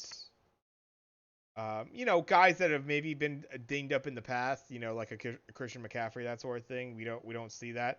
It seems like we got a fired up Debo. Kittle, that's a little bit dinged up, but he's ready to go. Apparently, it looks like into week 1, healthy enough. Brandon Ayuk seems destined for a breakout year, and he's about to go get paid. Probably somewhere else. Honestly, this might be the last year of Brandon Ayuk with the Niners. Expect how many guys going to be able to pay, basically, sort of thing. Cincinnati, I think absolutely. I mean, obviously they were there in the AFC Championship game last year. Team that's right on the cusp. We've talked about them before as far as just loving their defensive line, helping out Joe Burrow on that offensive side. Joe Mix, their wide receiver core now. I know they have a little bit of an issue going with I think T Higgins right now, as far as like shoring up a contract or extending that sort of thing. But I imagine guys will be ready to play when it comes time. And not necessarily that the Chiefs don't have it, but obviously right now they don't have receivers that they can trust right now. So there's a little bit more of a question mark on the Chiefs than I think was formerly thought. So yeah. Niners over the Bengals is going to be my pick for it. Before we move on, is there any other? I know you just had the rookie quarterbacks prediction.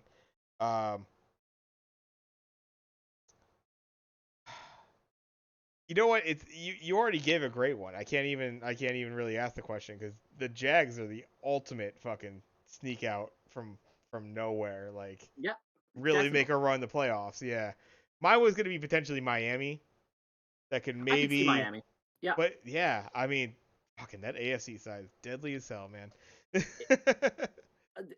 I think it plays well to Jacksonville too that they're kind of a bit of a sleeper agent in the AFC, where everybody's like, yeah, okay, they're probably going to win the South, right? That division's really bad, and Jacksonville actually looks pretty good. They might win a game or maybe two in the playoffs if they get the right side of the draw, but but a lot of people don't think they're ready to play Cincinnati, to play KC, to play. I'm not like you. I'm not as sold on KC. Uh, Obviously, you have Patrick Mahomes, which helps. You have a pretty decent running back room, and you have the best tight end in the game. George Kittle would obviously have an argument to that. Mark Andrews would probably also say, I deserve to be in that conversation, but that's your list. And you have a fairly decent offensive line. Your wide receiver core is full of holes. And I would have said that before yesterday's game, and now they actually look like they're full of holes the way that balls were going through them. The defense is a huge question mark, especially without Chris Jones. Like, that is a lot of nose tackle that you cannot replace. Yeah. There is a lot of question marks around them. And it's not like they went through last year skating in and they made it no problem. They struggled to get to that Super Bowl. And they struggled in that Super Bowl. They looked very fallible. This isn't some kind of unstoppable team out there. The Bengals still have to show that they can make that push the whole way. Right? We've seen them take the steps, but do they have that extra gear in them to push it beyond? Right. I just feel like if you're looking for one of those teams that can just sneak their way through, stealthily kind of cut past teams, be that underdog that nobody really sees coming, Jacksonville makes a lot of sense to me. It's a great pick. I love it. Yeah, absolutely. I will say, before I think we move on and we go into our week 1 picks here, just a quick reminder, y'all. If you're watching right now, you're watching it live on twitch.tv/TapaTioj. You know what that is. That's TAPATIOJ. You could also, if you're catching this on our VOD, you'll be able to or if you want to catch it on our VOD, you catch that on YouTube. You can actually just type in Sports Clichés Podcast now. I think it's just /Sports Clichés. / at Sports Clichés Podcast. Perfect. The at thing. Yeah. So you can catch us there as well if you want to catch the VOD. Either or, we'll do it live on this channel. I think we're going to probably aim for Fridays again. I don't know. We haven't worked out quite the schedule. We'll see. Sometime we'll try to do it weekly, I think. Ish. Yeah. And as best we can. Yeah. And you catch us on either side. I just want to do the good, it's probably a good idea, mid-run to do a reminder of it. Yeah, exactly. While we're at it, hey, do you like reading in college football? Oh, yeah. sportscliches.blogspot.ca or sportscliches.blogspot.com, rather. I am doing weekly write-ups on the NCAA season. Giving you my picks for the week, summing up the week that was. As we get closer to the end of the year, we'll go more in depth on kind of games to look out for with teams who are pushing for bowl eligibility. I'm a huge fan of watching those games that kind of go beyond the top 25.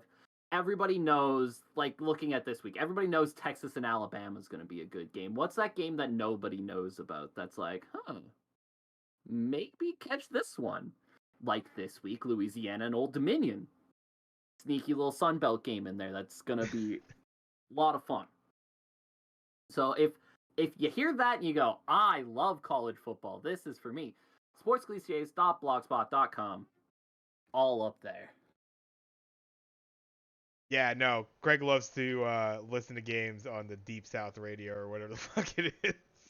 But that's enough about college football. We talk about the pros mostly on this channel, although actually we dip into college football plenty of times. But we already talked about one game. Let's do the run. It is week 1 of the regular season. That means none of these lines are... They're trusted based on how the teams did last year and a little bit on preseason. And that's about it. So these are always fun ones. A couple big lines, but nothing too crazy. There's a lot of close lines here, so it should be some good picks amongst us. as we do, let's start from the top. And then from the top is a game that we were actually talking about just not too long ago. It is an NFC South matchup and a big one, uh, potentially down the line based on how we both picked how this division might work out. This might be a tiebreaker potentially game. Who knows how much this has effect? The Carolina Panthers going into Atlanta to face the Falcons. Falcons getting -3.5 at home, being getting favored here. Uh, who do you like in this Week 1 matchup, Craig? So I think this is the perfect time to get the Panthers, right? You don't give Bryce Young a chance to fully get acclimated to full speed NFL football. You don't give him a chance to get used to these guys around him. He's not going to have DJ Chark in this game. He may not have who was the other one who was questionable there? Yeah, Chark I'm seeing is actually listed as out. Yeah, Chark is fully out. Thielen is questionable, yeah. Thielen is questionable. They're going to be missing some pieces. This is the time. Fun fact, starting quarterbacks drafted first overall. The last starting quarterback drafted first overall to win their first NFL start was David Carr in 2002. 0-13 since. Damn. I think this is the perfect time. You want to catch a rookie at this point when they haven't gotten fully acclimated to the NFL yet.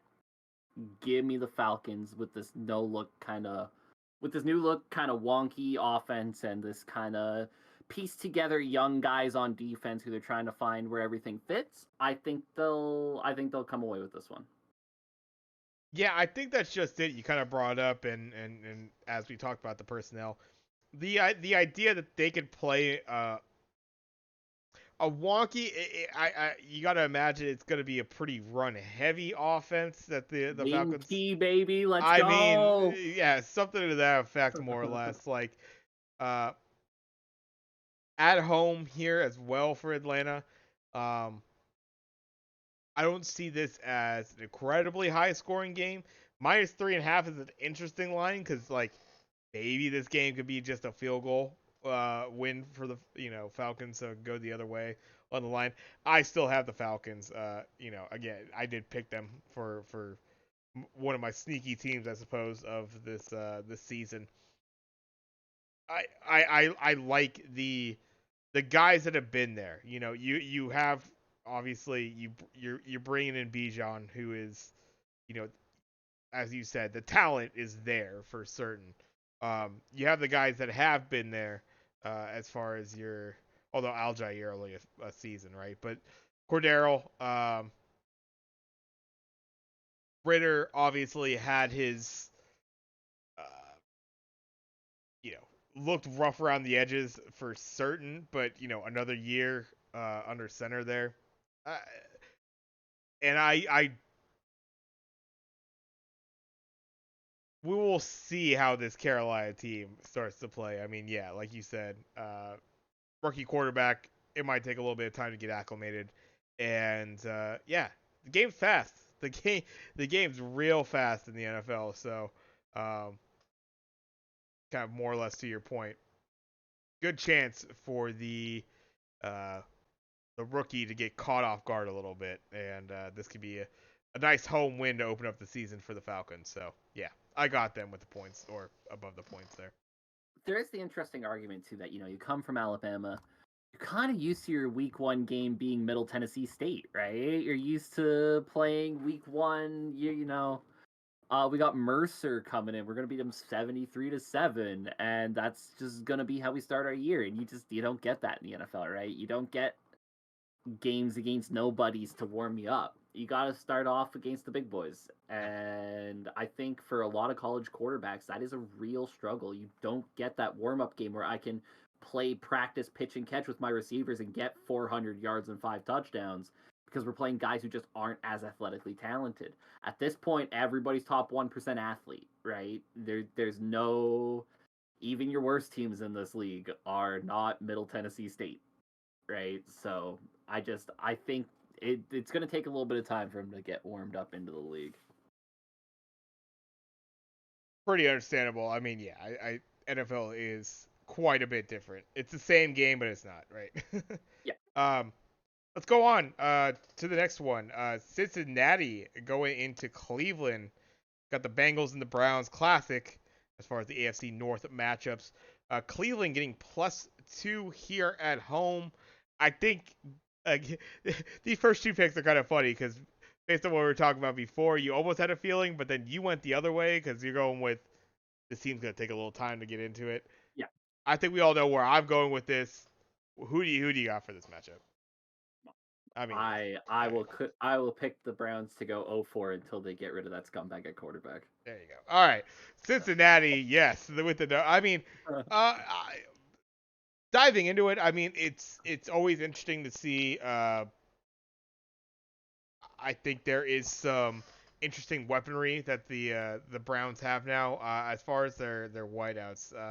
It's not coming to mind. Oh yeah, Amari Cooper, Marquise Goodwin, David Bell, a little bit of question mark. Elijah Moore, that's right. Elijah Moore from the Jets. That was the one I couldn't quite remember there. So some weapons perhaps amongst those wide receivers. Nick Chubb, one of your only true, just solid single backfields, basically. Yeah. So always looking for him to get a lot of touches in a given game. But yeah, Cincinnati, just love that team kind of through and through. Really do have them favored as one of the best teams right there, or the best team in the AFC. So got them easily over Cleveland. Yep. Cincinnati is the better team here, right? Like if you go up and down the rosters, ignoring how I feel about certain Browns quarterbacks, Cincinnati is just the better team. Jamar Chase, 1A as far as wide receivers in the leagues are, depending on how you rank him and Justin Jefferson. You got Joe Burrow in there. You paid Joe Burrow. Joe Mixon, also a bit of a scumbag, but solid running back. It's just one of those things where they're just the better team. Yeah, yeah. It's kind of interesting because I think the AFC North, I mean, when you really look at it, like, I think all these teams are actually on the better side of 500, like, potentially. This could be another one of those divisions where, realistically, you think about the crazy run. Pittsburgh looked god awful for most of last year, and then they made a run to where, this is a team that's now kind of carried that momentum into this season. All of a sudden, as far as their streak of winning games, Baltimore, it's always almost felt like a piece away, that sort of thing. Just like if this offense could really, really get right, the defense has typically been there. There's been some times where it's felt a little weak, and yeah, already talked about Cincinnati, Cleveland. Yeah, it just feels like they've done a bit. I like some of their pieces. I love guys like Nick Chubb. I think they've, potentially had some good pieces on defense they brought in, but still fourth place in this division. Just outside. Going on, let's move on to the next game. Potentially a feeling where you're going with this one, and not a surprise, but Jacksonville Jaguars going into Indianapolis to face against the Colts. We're going to the AFC South now in a divisional matchup. Jacksonville getting -4.5 here, traveling in on the road. Tell you right now, I love Jacksonville in this game. To open up, it has to feel weird being an Indianapolis Colt right now, to be honest. Like, you got to be thinking, like, why the fuck are we not paying Jonathan Taylor right now?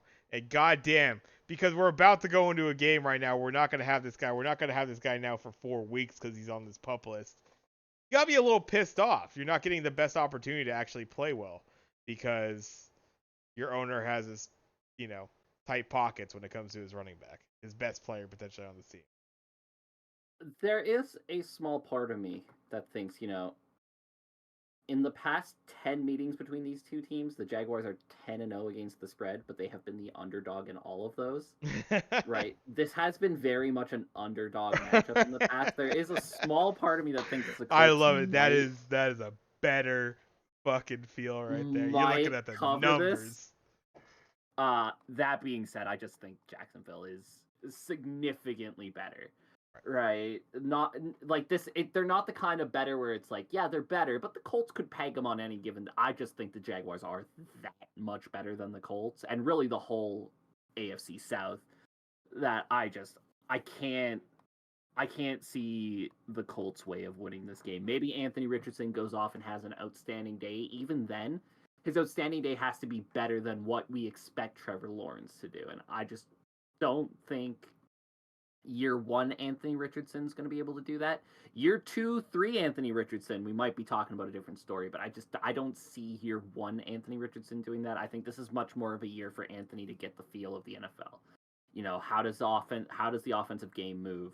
How do pockets collapse? How do I because that is one thing he struggled with in college and he will get burned with in the NFL. It's when pockets collapsed, he was quick to scramble out and huck it downfield to a player. You're not going to get away with that in the NFL. That's how you get burned.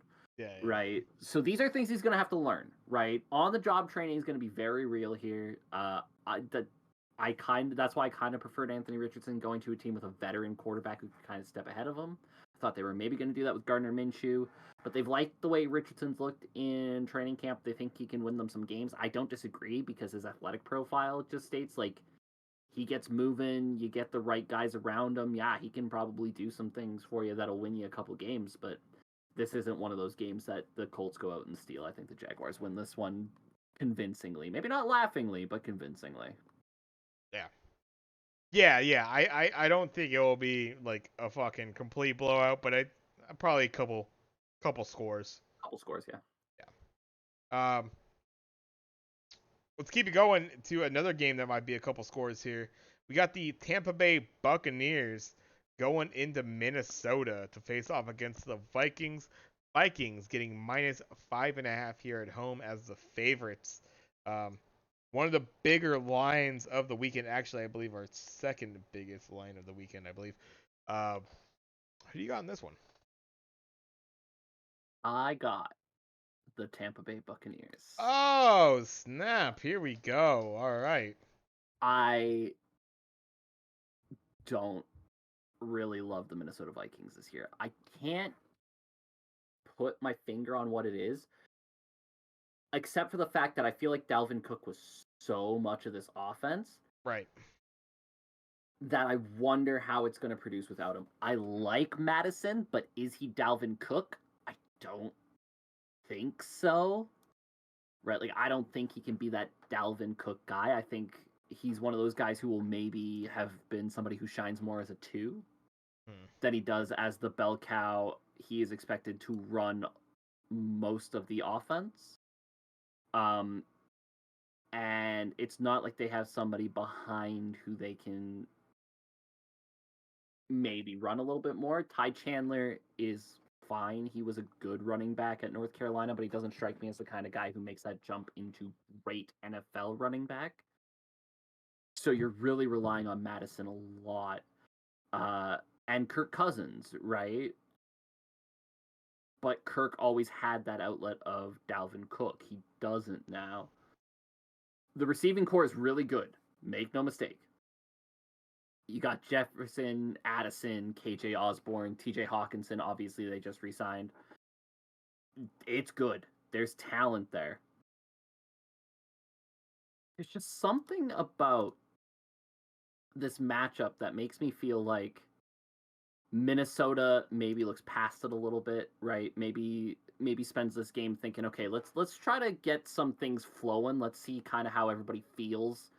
Whereas the Bucs are going in there thinking, okay, in the NFC South, we get a couple wins we're not expected to get, and we're contenders in it all of a sudden, right? So every game feels that much more important. I like what I saw to Baker at the end of last season, right? He showed a lot of flashes of solid. You still have Mike Evans, you still have Chris Godwin. Cade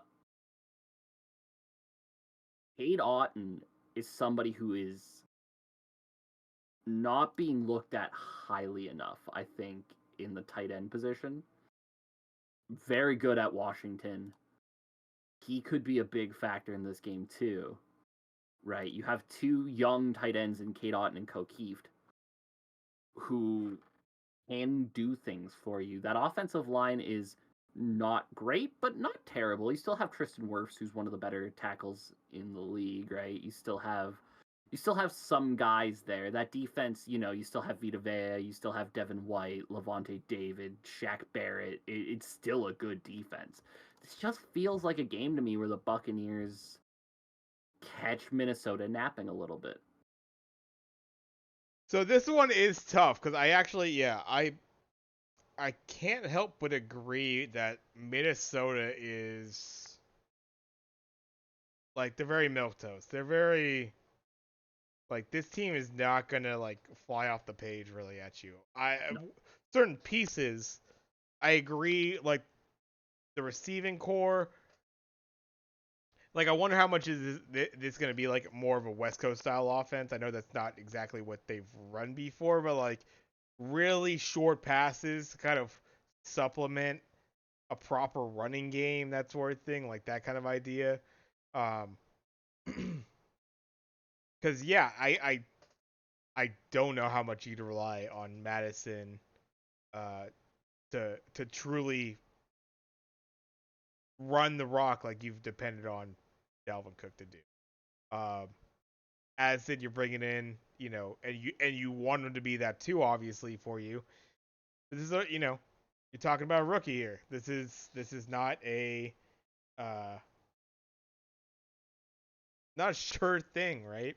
Justin Jefferson, you do have a proven product, but you now got a 35-year-old Kirk Cousins thrown to him, and I think Kirk will do fine-ish with the squad, but I don't know. I question a lot of their parts.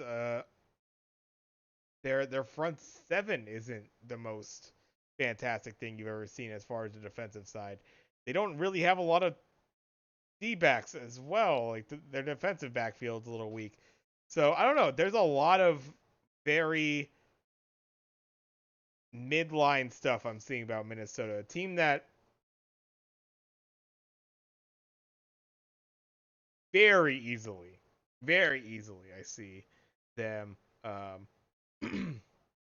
a time when you don't have to deal with the Green Bay they used to deal with, as far as Aaron Rodgers and all that sort of thing, and really being able to compete up there with Detroit. Chicago is, kind of an up and comer on you as well. And if you're not careful, I don't know. Yeah, there's an argument to be said. Minnesota's the third best team in this division, potentially. And the other thing with Jordan Addison, and I think it's a very interesting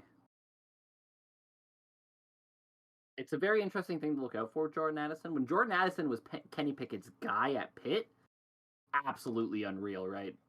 Like 1,600 yards, 17 touchdowns. The dude was a menace.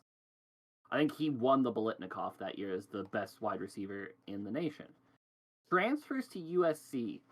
His season last season was what I would describe as good, but not nearly the same guy at Pitt, right? Only 60 catches last year, shade over 850, I think, for yards. Is coming off of an ankle injury. There's a lot of things around Jordan Addison that is not really 100% certain on if he makes that transition perfectly. It just feels like there's a lot of question marks for me.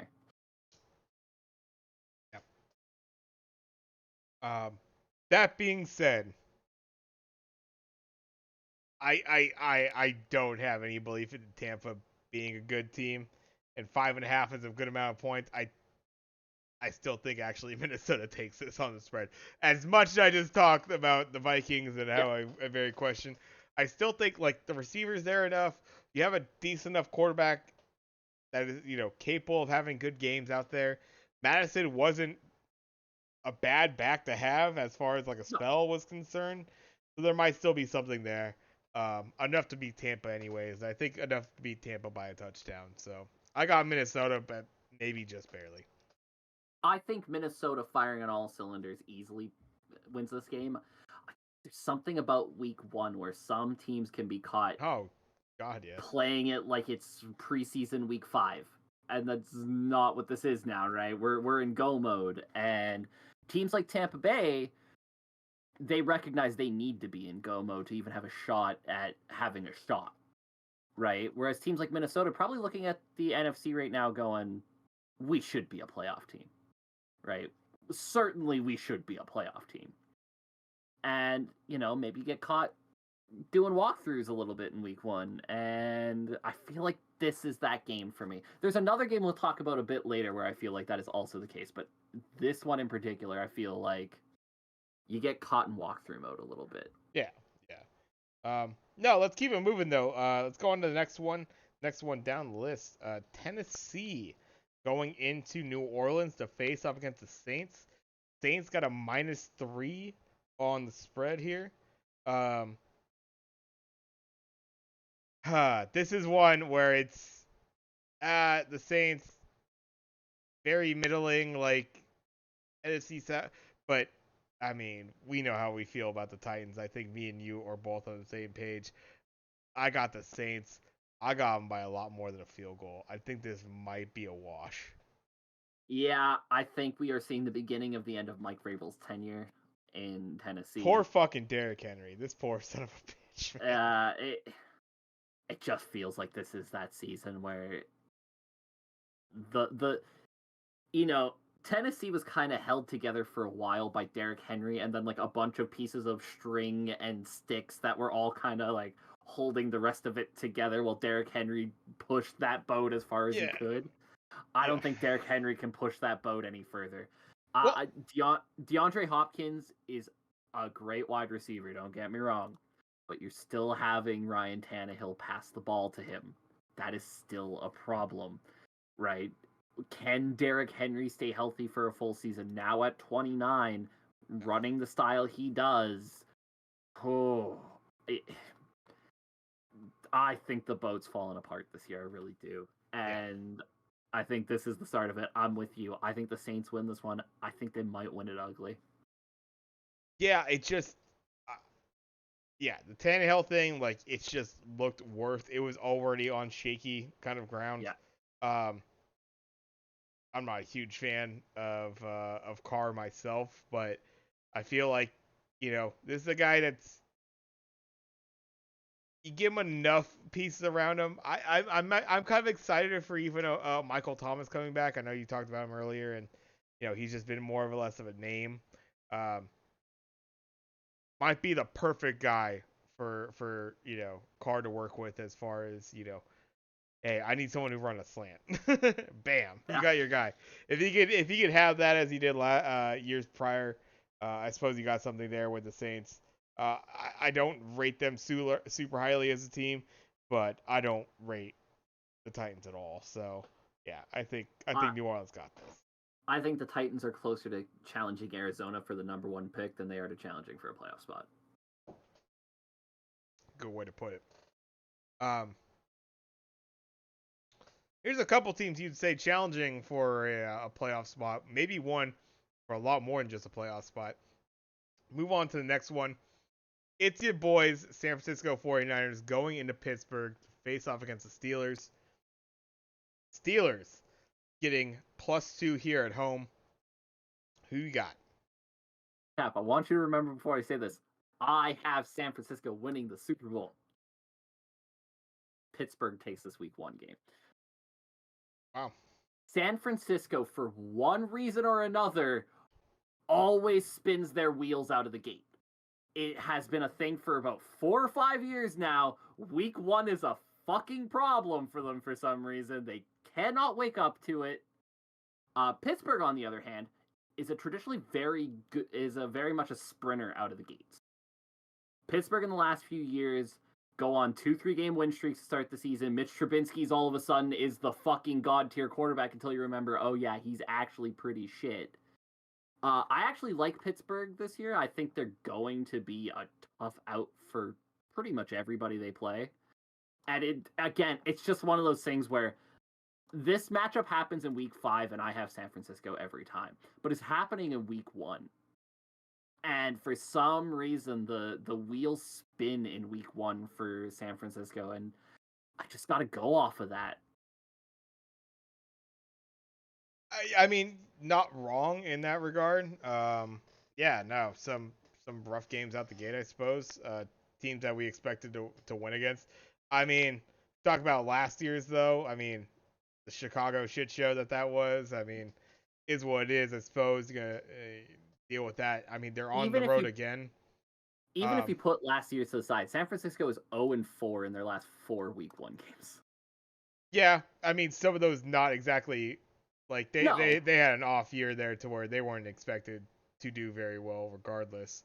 No, but it is a thing for some reason with San Francisco. They just, week 1 trips them up and then they're fine.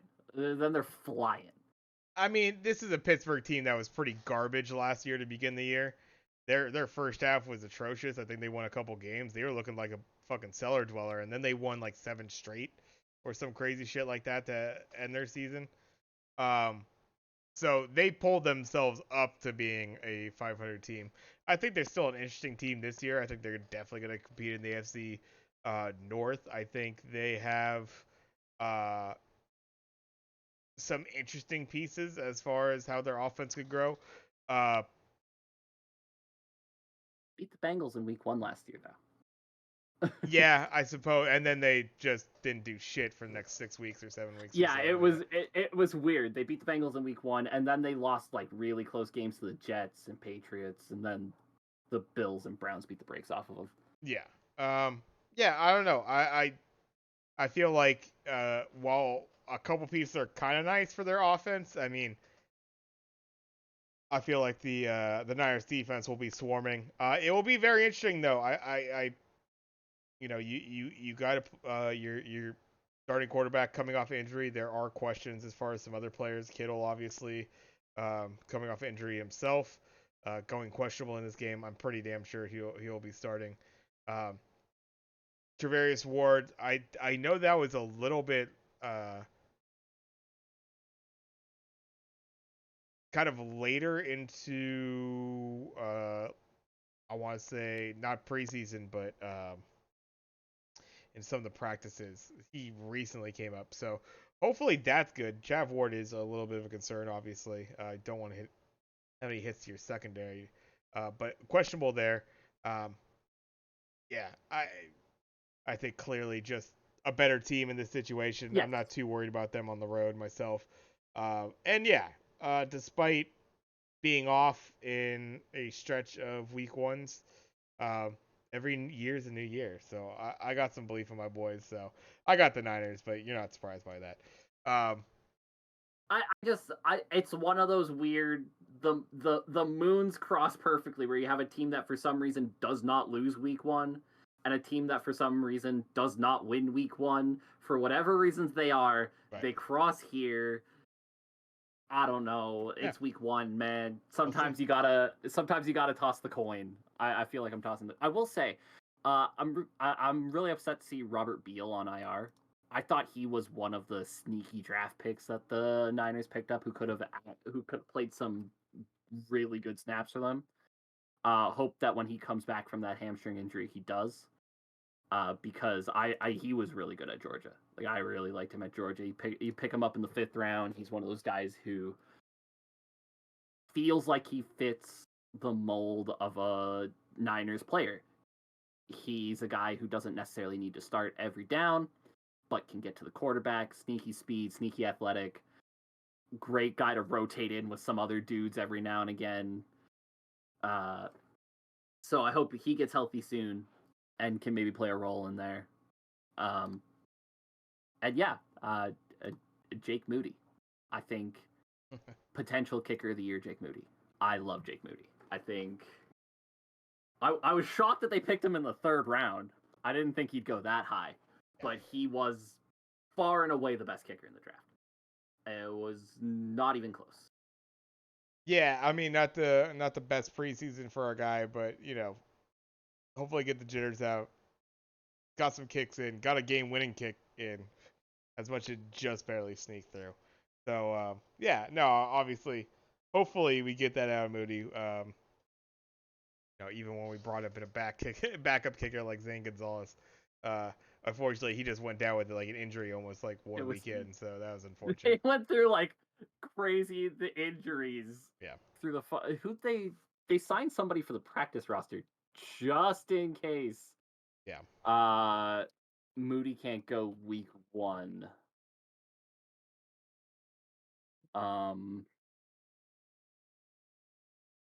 Matthew Wright. They signed Matthew Wright for the practice roster just in case. Just in case. But it looks like Moody's going to be good to go, so that's good to see. Yeah. Let's keep it moving to the next game here. We're still in that 10 a.m. slot. The morning's going to be filled up with a bunch of games. Arizona Cardinals going into Washington, face off against the Commanders. Commanders getting -7 here at home, and this is, I think, more of a line to show how much the Cardinals have fallen off as opposed to how much the Commanders have come up. Very interesting spread here. This is your second biggest spread. I said the Tampa Bay Minnesota was. This is your second biggest spread of the weekend. Who you got? Oh, Washington. Washington easily by double digits. Easily. I'd be shocked if Arizona scores more than a touchdown in this game.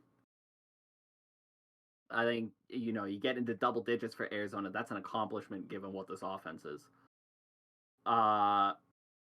Whereas, I mentioned it. I think Washington, sneaky pick not only to make the playoffs, but to win the NFC East outright. I like a lot of what Washington's presenting this year. That defense is going to be really good. You have a guy in Sam Howell who I like a lot. Didn't play much last year, but when he played, he looked damn good. Right? Like enough where they were like, we don't even need Taylor Heineke here as a safety net. This is our guy.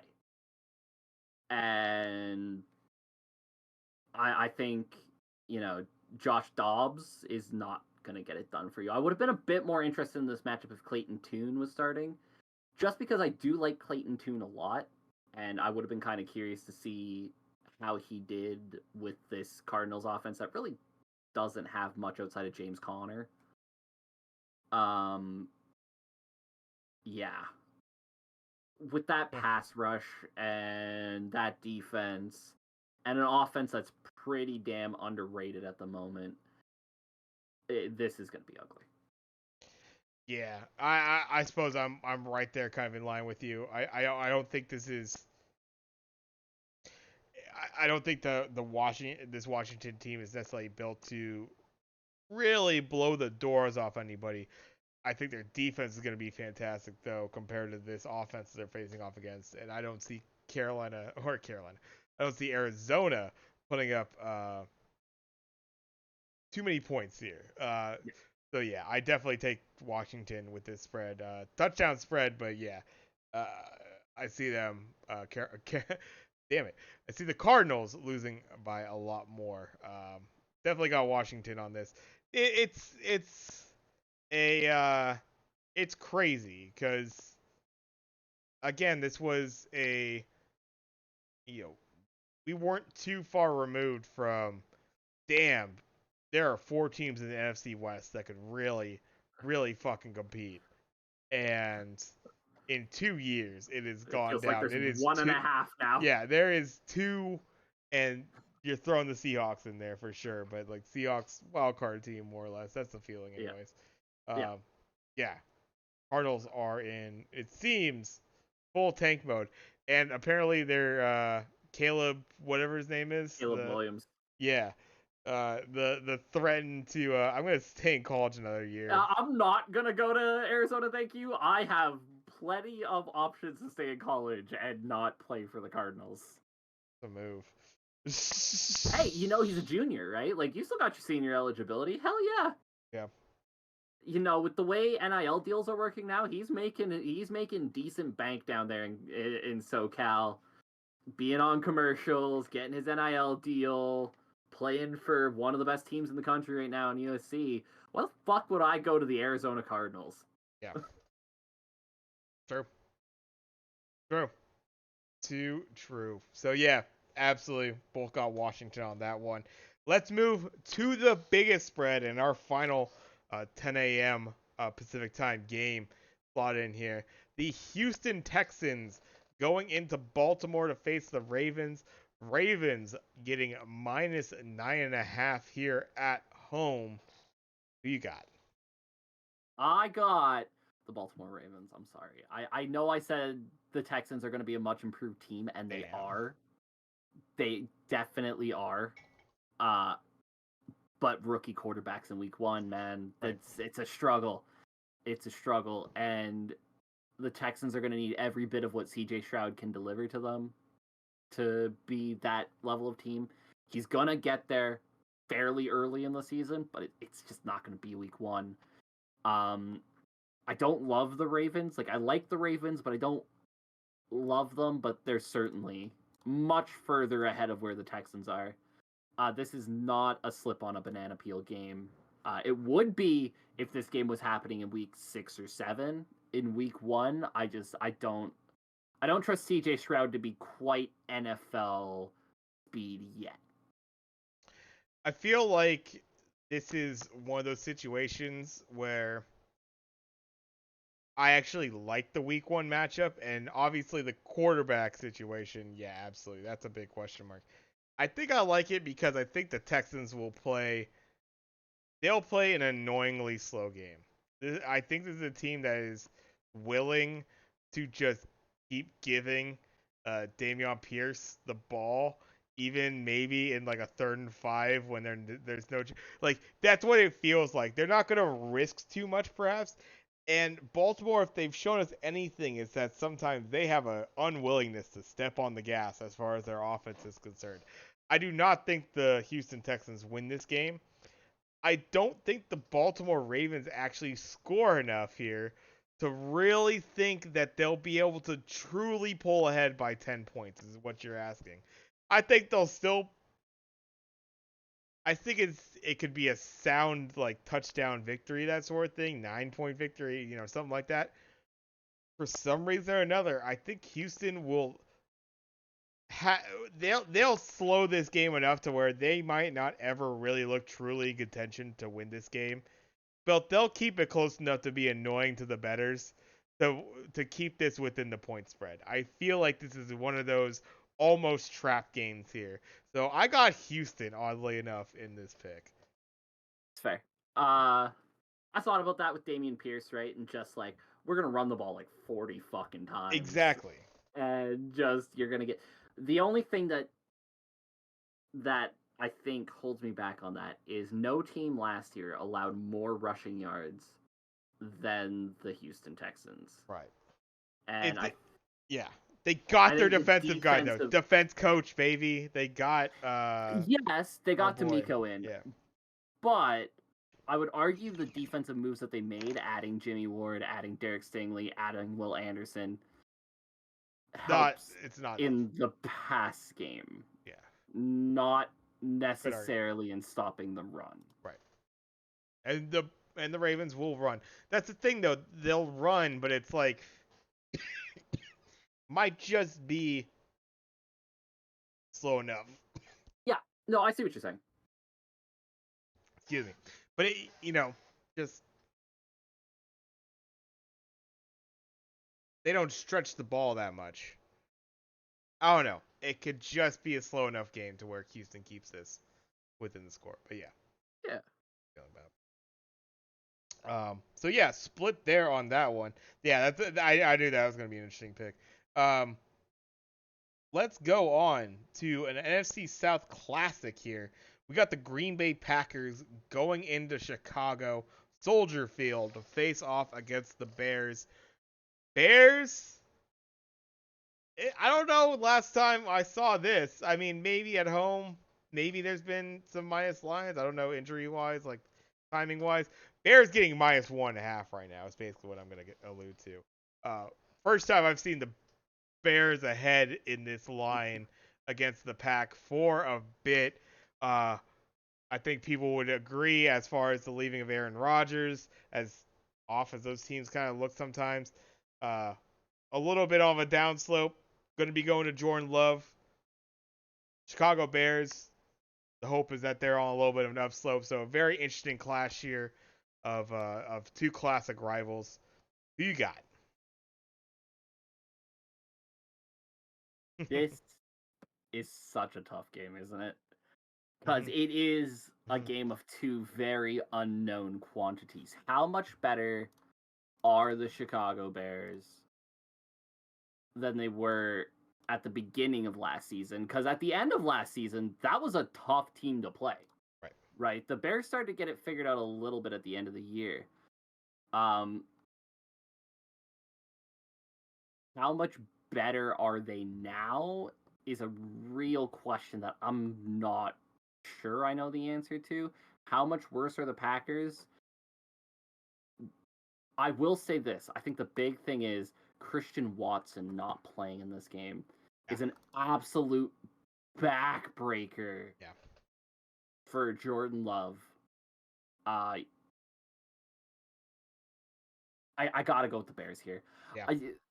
The stat I have is Justin Fields in his 25 starts is 8-16-1 against the spread, which is the second worst record among quarterbacks to start at least 25 games in the Super Bowl era. Only Colt McCoy has a worse record, but that doesn't fall on Justin Fields. I think this Bears team was hardly prepared to have a quarterback come in and win games for them.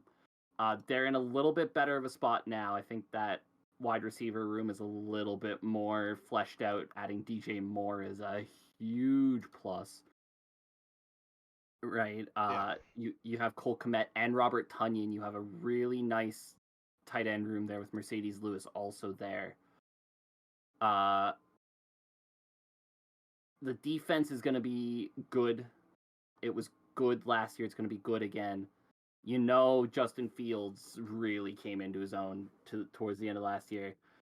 Without Christian Watson, I struggle to see who Jordan Love's weapons are. Like, there's going to be a lot put on Luke Musgrave. And I like Luke Musgrave a lot. I think he is a solid tight end who's going to be good for them, but God forbid Romeo Doubs is unable to play. Right? Yeah. That wide receiver core is already thin as it is. Take out Christian Watson and potentially Romeo Doubs, it's non-existent. Yeah, no, I that was really a bit of a backbreaker for me, like as far as making that, like Watson being out for this, that's tough. You know, still rocking with that Aaron Jones AJ Dillon connection. Do you dig that still as a 1-2 in your backfield? But if they ever use it, yeah, right. And do find it funny on the other side, you know, kind of a what an interesting pool of wide receivers to where, like, I feel like a couple of those guys they could kind of have a nice game anytime, but there's a lot of just you're probably just not going to get what you want out of them at the same outside time. of DJ Moore, yeah, it's a lot of we are pulling and praying for Darnell Mooney, Chase Claypool, Equanimous St. Brown. If at least one of them can show up in this game, well, maybe. Another funny thing, you know, got Cole Kmet as obviously the starter, but then pretty much just having the Chicago Packers as Robert Tonyan and Mercedes Lewis as your backup tight ends there. Gotta love that. Side tangent, because I think I don't know if I actually heard your pick. I'm going Chicago as well. I went Chicago as well. So we'll go side tangent here. How the fuck? Chicago Bears. Why the fuck is Nathan Peterson still a quarterback that is being signed to NFL rosters? This motherfucker is backing up Justin Fields. He is not a practice squad quarterback. He is backing him up. That is absurd. How? Nathan Peterman? How? How does he still get paid? It's amazing. I just had to bring that up. I couldn't believe that when I saw it. I'm like, are you kidding me? This guy is still in the league. I do have a list of guys who it's like I can name 10 rookies who aren't on teams right now who are better than these guys. It is CJ Beathard. It's Nathan Peterman. It's fucking Blaine Gabbert. Kyle Allen. What are we doing? What are we doing, guys? Right. Mitch Trubisky. Have we not seen enough of Trubisky now to know that he's not an NFL quarterback? Yeah. Like wild. Yeah, it's just I suppose I appreciate the idea of the quarterback, you know, the second stringer, whatever, that has the ability to they're like almost a game manager of some sort. Like they're and I suppose that's what you're getting out of Nathan Peterman, because you're talking about a guy who's now been around for 6+ years. Peter me managing my game? But the thing is, like, might not have the physical skills to really do it, but perhaps sees things in a way. That's the only argument I could ever make for it. But it's like, to your point, I'd rather actually have a guy I can fucking play in the position, perhaps to back up my main quarterback if, you know, shit hits the fan. But and I don't disagree with you, because I do think there is a like, when I think of the top backups in the league this year, outside of the ones who I think could overtake the guys who are ahead of them as starters, guys actually like your Dorian Thompson Robinsons, your Stetson Bennett's. Right. That's who you want. You want a good head at that. Yeah. If you don't have that, I do think, like, when I think of the list of, like, the best backups in my head, immediately Andy Dalton comes to mind, Jacoby Brissett. We mentioned Heineke, Teddy Bridgewater, Gardner Minshew, right? Who are guys, I think, like you've met, Tyrod Taylor, who have been around the league, know what's up, can be behind your guy and, you know, kind of be like, okay, here's what I'm seeing out here. Here's what you're doing okay, but they're also guys who can step in and play. If I need to turn to Andy Dalton in a game, I feel fine with that. Hey, Red Rocket, get out there. You've had a great career. You've been a very good starting quarterback at times in your career. You're a little bit beyond that now, but you're still a solid choice. You know, if I need Teddy Two Gloves stepping in there, he can win me a couple games. I know that. Jacoby Brissett, hell, even Sam Darnold has shown that in the past as a backup, where if you need him to step in and win you some games, he can do that. Fucking CJ Beathard? Do you trust CJ Beathard? Yeah, fairly. Peter Meme? Wow. Yeah. Blaine Gabbert is still getting jobs in the NFL? What are we doing? Surprise, surprise. Yeah. Brian Hoyer is still a backup in the NFL. Yeah, that's true. Hoyer shouldn't be there either. Yeah. Come on. Go through the undrafted rookies. Find one of those kids. PJ Walker's still out there. PJ Walker can be a solid if I want a veteran backup who can maybe come in and play a little bit. He's done that. We don't fucking need Blaine Gabbert in the NFL anymore. Too true. Too fucking true. Can't help but agree. And let's keep going on the guys who don't want in the NFL. Son of a bitch came back from the dead. Goddamn Sean Payton's there coaching these goddamn Denver Broncos who are going to be hosting the Las Vegas Raiders. Denver getting -3 here at home. Who you got in this one? This is the most fascinating game of the week to me, because you got the team that has the talent and the coach who just keeps dragging them down. Josh McDaniels just leeching off of this team. trying to pretend like he can do this. And then you got the Denver Broncos, who bring in Sean Payton, who, in his defense, Yes. has proven he can coach. Yes. But it seems like he fits with Russell Wilson about as well as the aforementioned milk toast joke, right? In that we joke about milk toast being boring and ordinary, but honestly, if you put toast in milk, it's going to be fucking disgusting. That's what you have with the Russell Wilson Sean Payton combination. That feels like it's going to blow up at any second. Stop kissing them babies. Yeah.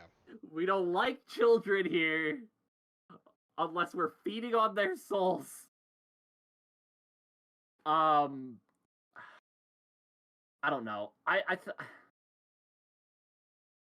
gonna go with the Raiders. I think they're the more talented team. Even if their coach is gonna do everything he can to get in his own way. And I'm getting 3.5 points on that Raiders side to boot. So if the Raiders lose by a field goal, I still win. Yeah. I'm seeing them at -3 myself. Denver at -3. So even if it's -3, that's still a push. Yeah. Yeah. Yeah. No, I'm there with you. I got the Raiders in this one. I'm not sold on just bringing in Sean Payton. Everything's gonna be fine. I think this team, they only stayed in games because their defense played out of their mind. And then honestly, that defense got exposed as fuck as the season went on, basically. And they didn't look nearly as good as they once were. The Raiders, yeah, exactly. There's plenty of pieces there. There's plenty of talent. They just need to kind of play up to it. AFC West is always interesting, and the Raiders going to Mile High. That's always a fun atmosphere, so it should be a fun game to watch for damn sure. But yeah, I got the Raiders taking this. I think they do win, but yeah, even with the points, all the better theirs. Yeah. Like them. Yeah. Keep it going into another afternoon matchup. We got Philadelphia, your NFC champions, going into New England to face off against the Patriots. Patriots getting +4 here at home. What you thinking for this one? I said earlier that there was 2 games where I thought the favorites were gonna fall and just face plant against a team that in week 5 they would absolutely crush. This is it. I think the Eagles going into, if this was a week 4 matchup, the Eagles are bullying the Patriots. I don't like the Patriots much at all this year. Mainly because I don't think the New England Patriots believe in Mac Jones anymore. I think they're just doing it to save face at this point, to be honest with you, because they put so much time into him. We got to keep going with him. Ramondre Stevenson is questionable, but I imagine he plays. Stevenson and Ezekiel Elliott, that's a pretty nice little running back room you got there. Juju Smith-Schuster, Devontae Parker, Kendrick Bourne, Hunter Henry at tight end. You can live with that. It's fine. The defense is going to be good because it's a Bill Belichick defense. They're always good. This feels like the kind of game to me where for some reason or another the Eagles trip. They just slip on the banana peel. They're probably the better team the whole way down, but for some reason just don't have that killer instinct yet. Kind of playing it a little bit practicey. Can't finish off drives, settling for field goals. Patriots grab one late, steal a win. Just feels like one of those games to me. Fair enough. I just don't like the Patriots enough to think that they'll do anything this season. So I feel like this. I didn't think much about this one. This is very interesting. I got Eagles easy on this one. I suppose when you say it out loud, I mean honestly, it's like actually some decent pieces, that sort of thing. They've just really always they kind of just play like shit. There's multiple times where I've really liked players that the Patriots have had, and they just don't really have it right now. I would say a lot of that obviously be stemmed from how their quarterbacks play. When they look as they have and the inconsistency, doesn't matter if you're Zappy or Mac Jones or whoever. It's had its nice little sparks at like very small times, and then it's been absolute trash otherwise. It feels like they haven't had a whole lot of consistency in that regard. So yeah, I don't know. Juju, I know we heard that they had the concerns about his knee. Like, I think there was a quote that came out, this thing could explode at any time or some crazy shit, which is a pretty wild statement, I suppose, that's when you put it like that. Devontae Parker, I've brought up before, as far as like I was surprised at he's had some fall off from the Dolphins, because I did like him when he was on the Dolphins. It just hasn't worked out. That's happened with a couple players though. They're the tight ends for sure. It was Hunter Henry and was that Jonnu? Yeah, Jonnu Smith. Yeah, so like I thought that was a great 1-2 tandem that they never had work out. Gesicki is kind of interesting as far as coming in here. Might provide that potential 1-2 as well. So yeah, I suppose give a little bit more credit to potentially some of those offensive weapons. I think Eagles have shown it as far as hell. Jalen, AJ Brown, and Smith, like that's nice little tandem with your 1 and 2s right there. It's always been a committee kind of backfield, so when you talk about Swift, Penny, Gainwell again, Boston Scott still there, that's crazy that, they have 4 really, and we've seen decent games from any of those guys, honestly. So very interesting in that regard. Dallas Goedert coming over from, or not coming over, but like coming up a bit, I should say. Do like him as a tight end. I think he's a great little piece there. So, yeah, I don't know. Just have like the Eagles on this one. Honestly, as I look through it and maybe give a little bit more credit, I would have considered maybe the Patriots a little bit closer, but I always just kind of considered this Philly to wash them. Like I said, week 4, I wouldn't have even looked twice at it, but it just strikes me as a banana peel game. Plus, we are in phase 2 of Bill O'Brien becoming a head coach in the NFL again. He went down to Alabama for a bit. Oh, fuck. With Alabama, very easy to be the offensive coordinator at Alabama. You just do what Nick Saban tells you to do and win a lot. You see how Nagy threw yesterday, though? Oh, no. He lost it already. Fucking Matt Nagy already fucked up. That's a classic. If you haven't heard about this before, if you're new to the stream, that sort of thing, gotta bring this up. The theory that I think I brought up initially, but I think we both wholeheartedly feel strongly about it. The ability for a head coach to do absolutely terribly, then go away for like a season, maybe to college, maybe to the fucking announce booth or some shit like that, or like the CBS front desk for the 9 a.m. like pre-show or some shit. Do that for a year. Come back as an offensive coordinator for a good team that just lost their offensive coordinator because they became a head coach for a shitty team. They're probably on some trash team like the Houston Texans, D'Amico Ryans, bye-bye.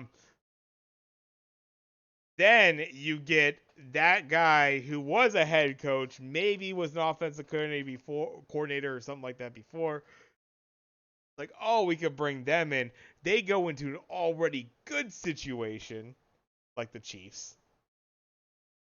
And now you have Matt Nagy in fucking white and red and fucking up games for Pat Mahomes and the boys in week 1 already. But he'll get a head coaching job somewhere, I bet you. This is Bill O'Brien's thing. He left Alabama earlier this year. Hey, did the Alabama part. That's part 1. Go back to college. Now he's the coordinator of the New England Patriots. Some reason or another. Because again, this isn't me saying Bill O'Brien's not a good coordinator. This is me saying Bill O'Brien's not a good head coach. Okay. Bill O'Brien knows what to do with an offense. He knows how to run an offense.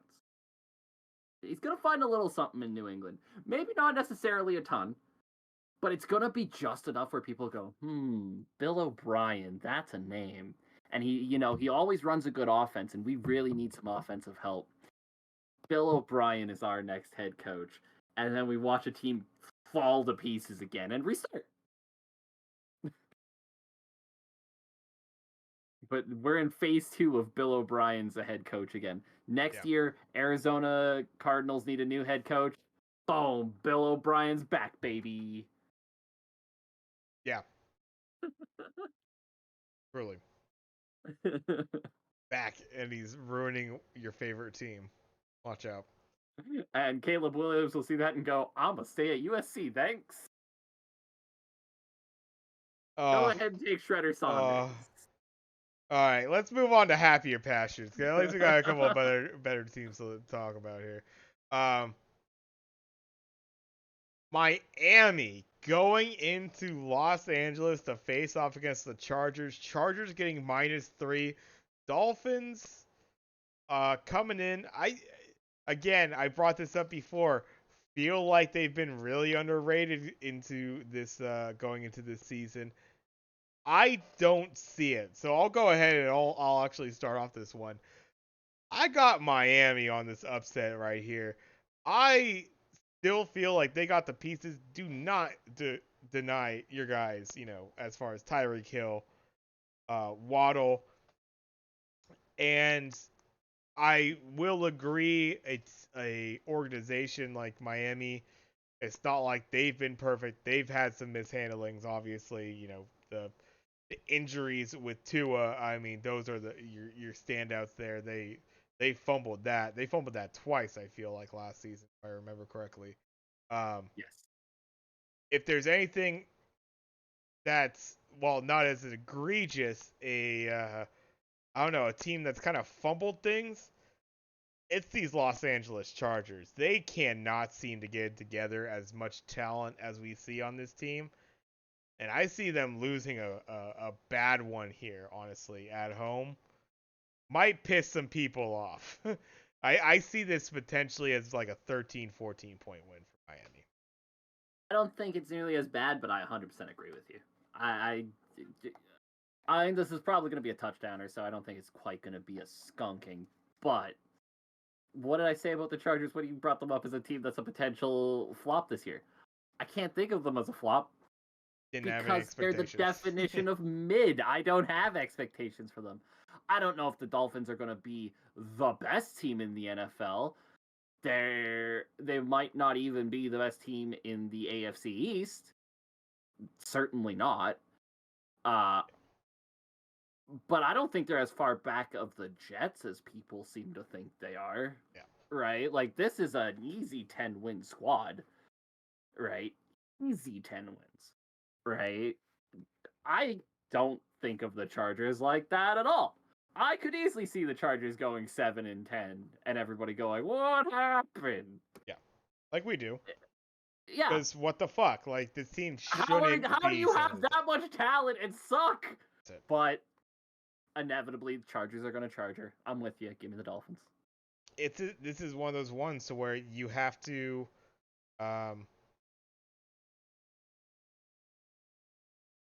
you look at it and it's like it's just a streak of mediocrity and like being somewhat satisfied with being competitive to like get there or almost get there.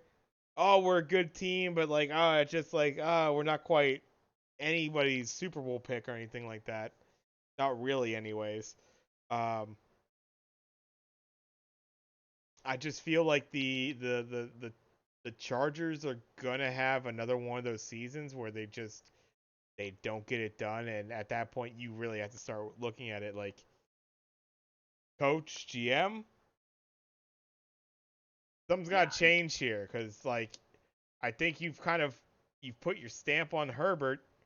That shit's not gonna change, and why should it? I don't think Herbert's necessarily a problem here. but you need this team to get right. Yeah. It's wasted opportunities. The window is only so large. As a Niners fan, I feel that as well. I mean, opportunities for Super Bowls and stuff that just slip by the wayside because of, shit situations, of course, sometimes. But sometimes it feels like it's like, man, you had all the fucking talent to be able to do it. I think a couple years ago, Chargers were a Super Bowl pick for sure for some people. I know they were for me, and it never came together for them. So They were my Super Bowl pick last year. last year, that's when right. we did Okay. last year's Super Bowl picks, I had the Chargers in the Super Bowl from the AFC. Damn.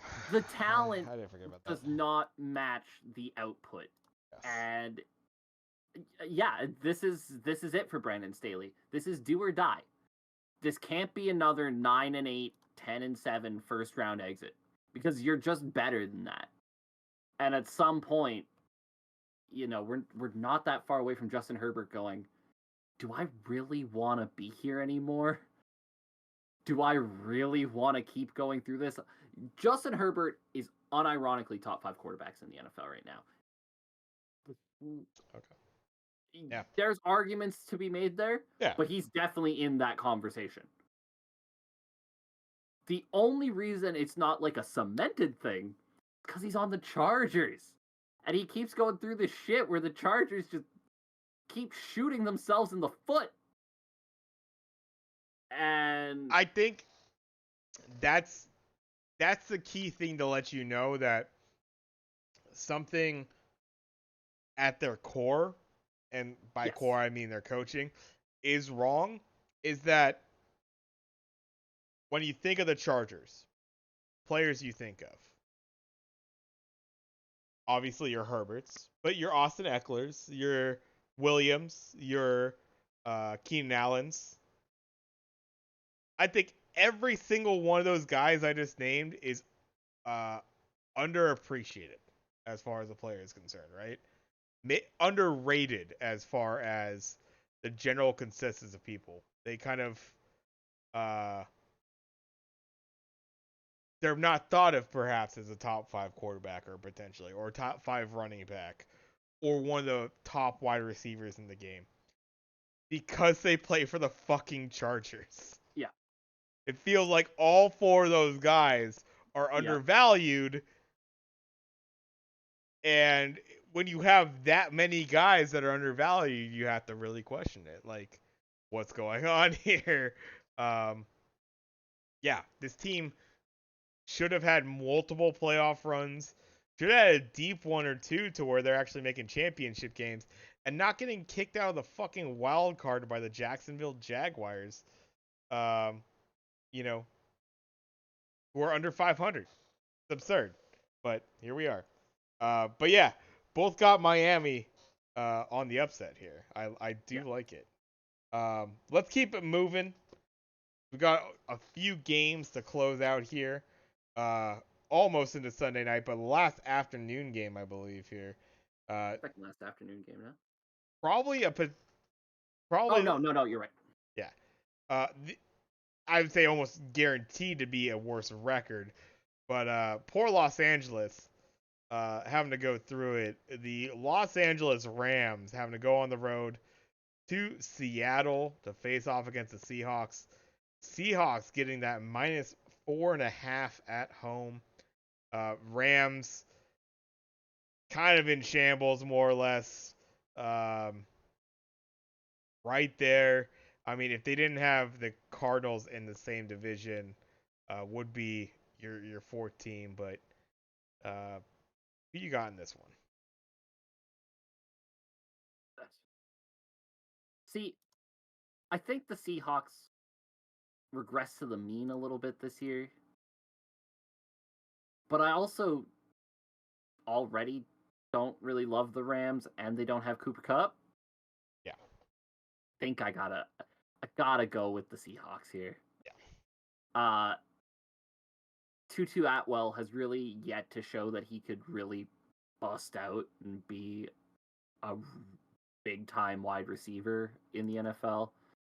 So they're really hoping for one of Ben Skowronek or Puka Nacua to step in and help Van Jefferson, who Van Jefferson himself is coming off of a real breakout season. Can he hold that? Yeah, without Cooper Kupp, it's hard to say. Everything about this team just screams we're not great, right? And it's why I think before too long, Stetson Bennett ends up being the guy behind center. Now, that does all depend on Stetson Bennett's shoulder, right? Because apparently he won't be available for this game, could be placed on IR, supposedly. But Matt Stafford, Stetson Bennett, it doesn't matter. There's just not enough talent here.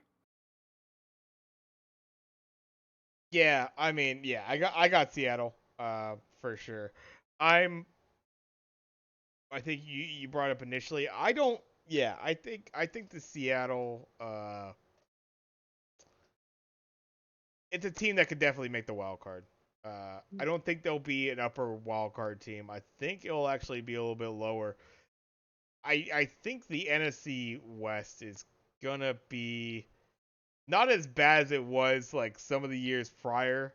Like we're not gonna have like just barely a 500 team, that sort of thing. Obviously, Yeah. Niners are in there. Niners are gonna be good, but it's gonna be one of those ones where like Seattle might be closer to 500 than they are to any kind of like 12, 13 win season. I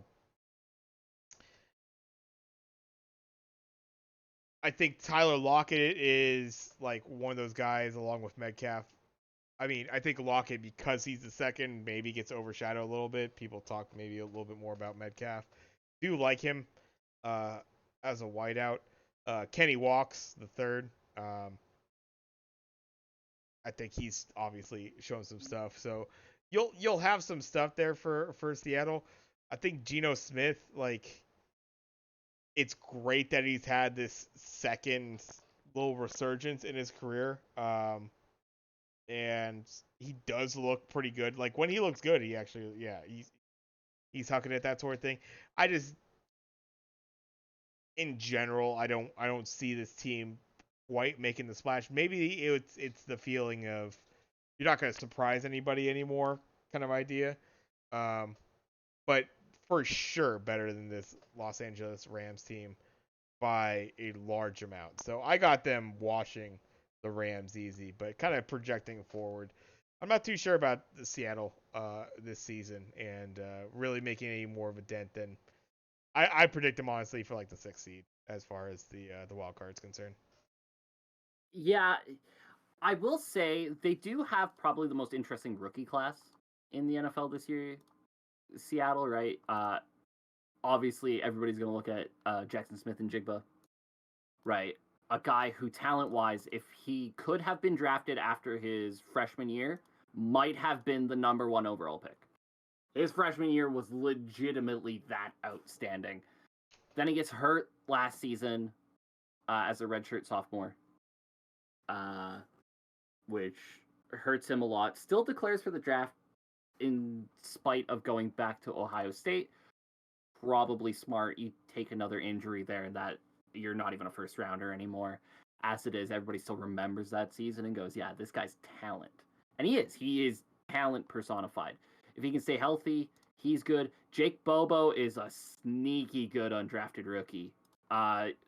Moved from Duke to UCLA last season and became one of DTR's top guys. And sneaky good. Zach Charbonnet. It's a really good rookie class. On top of a season where you expect Charles Cross to be improved. I know he struggled a little bit last year. But offensive linemen coming out of college, that is a difficult transition to make. Most offensive linemen you see take a huge step in their second year. I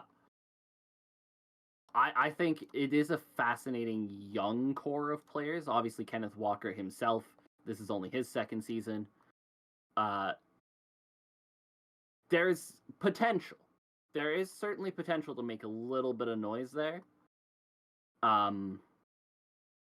I'm just not. Is what we saw from Geno Smith last year real? That's what the real question is, right? Yeah. Is what we saw from Geno Smith last year sustainable? Or is that just one of those years where everything hit at the right time? Right? He hasn't had a year like that since 2014. And even, like, okay, he's never had a year like that. He hasn't had a year close to that really since his rookie year. Right? After that, he was a subpar quarterback in 2014 and then a backup. And then all of a sudden, he breaks through last season, throws for 4,300 yards. Can he do that again? If he can, watch out. Because the Seattle team could be sneaky. I'm not sold. And God help them if they have to turn to Drew Lock. Oh man, yeah, Drew Lock, yeah, that's hilarious. He's man. I feel Everybody like was Drew hoping. Lock. Everybody was hoping for Drew. I feel like Drew Lock is Trey Lance if he just never got a shot for the next 5 years. And everybody's like, yeah, but man, his college tape, bro. This guy's got some. He's like 26, 27 now. Like, I think that ship has sailed. Drew. I think it's if you were stuck, like, you could do worse sort of thing. That's my feeling on it, of course. But it's a, like, Geno, I feel like, is realistically, he's like he's like in that, like, 10 to 15 range as far as your starter quarterbacks. Drew Lock doesn't fall off of, like, your mid-range, uh, second stringers. So you're kind of going middle for middle, in my opinion, as far as quarterbacks are concerned. But it's I think it's better than a lot of teams could say as far as their quarterback rooms. So I suppose it's good in the grand scheme of things. Yeah, I think middle is fair for Geno. Maybe unfair for what he showed last year, but fair for realistically what you can expect, right? Yeah. I don't think you can expect the same Geno Smith you got last year. I just don't think that's sustainable. Just it, exactly. That's what that's kind of based on. But, like, ceiling Geno this year is Daniel Jones, right? Jared Goff, solid starter, will not lose you games, right? That's fine. For the potential talent Seattle has, again, they're relying a lot on guys hitting, right? They're relying a lot on Zach Bobo continuing that preseason he had into the regular season. Jackson Smith and Jigba being the guy that he was before he got hurt. What more or less what you're getting out of Metcalf and Lockett, but Kenneth Walker, when he was the guy, he showed he can be the guy. But then he drafted Zach Charbonnet. So are you back to splitting carries? Is that going to hurt Kenneth Walker a little bit? Right? There's a lot of questions there, I would say, that make me hesitant on the Seahawks. But they to me, more than any team in the NFL, are the boom bust team this year, right? They will either be significantly better than I think we're giving them credit for, or potentially worse. Yeah. Yeah, I think they have enough, I suppose. Like, they maybe could surprise me, but yeah, I see them falling off just a bit, still making the playoffs, but not being like the I think there's some folks that would consider them more of a challenger for the division lead, then No, I I give don't them think there is a any. challenger for the division lead in that Yeah, division. I mean, yeah, I've seen the other, but yeah, exactly. I agree. But um, they also do not have the most difficult schedule of all time, right? Which is why I'm looking at them and thinking they could maybe pull off 11 wins if everything broke right. Right. I don't think that's going to be enough to challenge the Niners, but it'll certainly be enough to get them a wild card, maybe even the top wild card in the NFC. yeah, Right. That's my thought process behind it. Is like, no, I don't think they're challenging the Niners, but if everything goes right, they get all their guys firing. That's certainly a team that can challenge for that top wild card spot. yeah. Um, Definitely see that. Let's keep it going though. We spent enough time on the Yeah. Seahawks there. In a game, by the way, that is going to be an absolute wash. Yeah. Going over to the NFC East, we got the Sunday night matchup. It's going to be Dallas going into New York to face off against the Giants. Giants getting +3 here at home. We got a Dallas team now. Yeah, oddly enough, it's going to be a little bit of a new look Dallas. I mean, I think everybody got pretty used to Zeke back there, but it's the Tony Pollard show now for the Cowboys as far as their backfield. Who you got in this one? I mean, I think I made it pretty obvious what I think of the Dallas Cowboys when we talked about teams that might be the most disappointing in the league. Um, it's a weird lineup, isn't it? There's a lot of name value, but I wonder what that name value brings. What do you get out of 30-year-old Brandon Cooks, right? Michael Gallup is a name, but what has he actually done? Right? Like, I feel like everybody's like, yeah, no, Michael Gallup, though. He had that 1,000-yard receiving season a few years back, but like since then, 424, 455, 43 is good, but like, what's actually there? Right? It feels like they're relying a lot on CeeDee Lamb and against teams that have the ability to shut down top guys, that feels like it's going to be a bit of a problem. And this is a Giants team that not only is good at getting to the quarterback, but despite their lack of names in the secondary, they defend the pass pretty well, right? They play a unit game where, okay, you got a guy, we're not afraid to double him. We'll send Deontay Banks and Xavier McKinney at him at the same time and force you to go somewhere else, right? And I just look beyond that and go, do I think Brandon Cooks and Michael Gallup and Jake Ferguson or Peyton Hendershot or Luke Schoonmaker, whichever one ends up being the guy at tight end, do I think there's enough there for the Cowboys to develop a solid passing attack? Don't. I just don't. Right? And again, a lot of this is going to fall on Dak Prescott, and I feel like somewhat unfairly. I feel like he takes a lot of shit flung his way from Cowboys fans. When, like I said, if you really break down this receiving core, is it that good?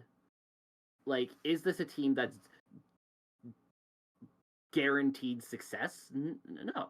There's not nearly enough talent here to be a team that's thought of on the same level as the Niners or the Eagles or even the Commanders, in my opinion. Like, I'll take the Commanders wide receiver lineup over the Cowboys every day.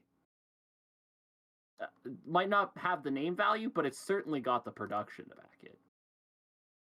And then you look at the Giants, similar thing of like, we don't have the name value, but fuck if Jalen Hyatt isn't the most slept on wide receiver rookie in the league this year.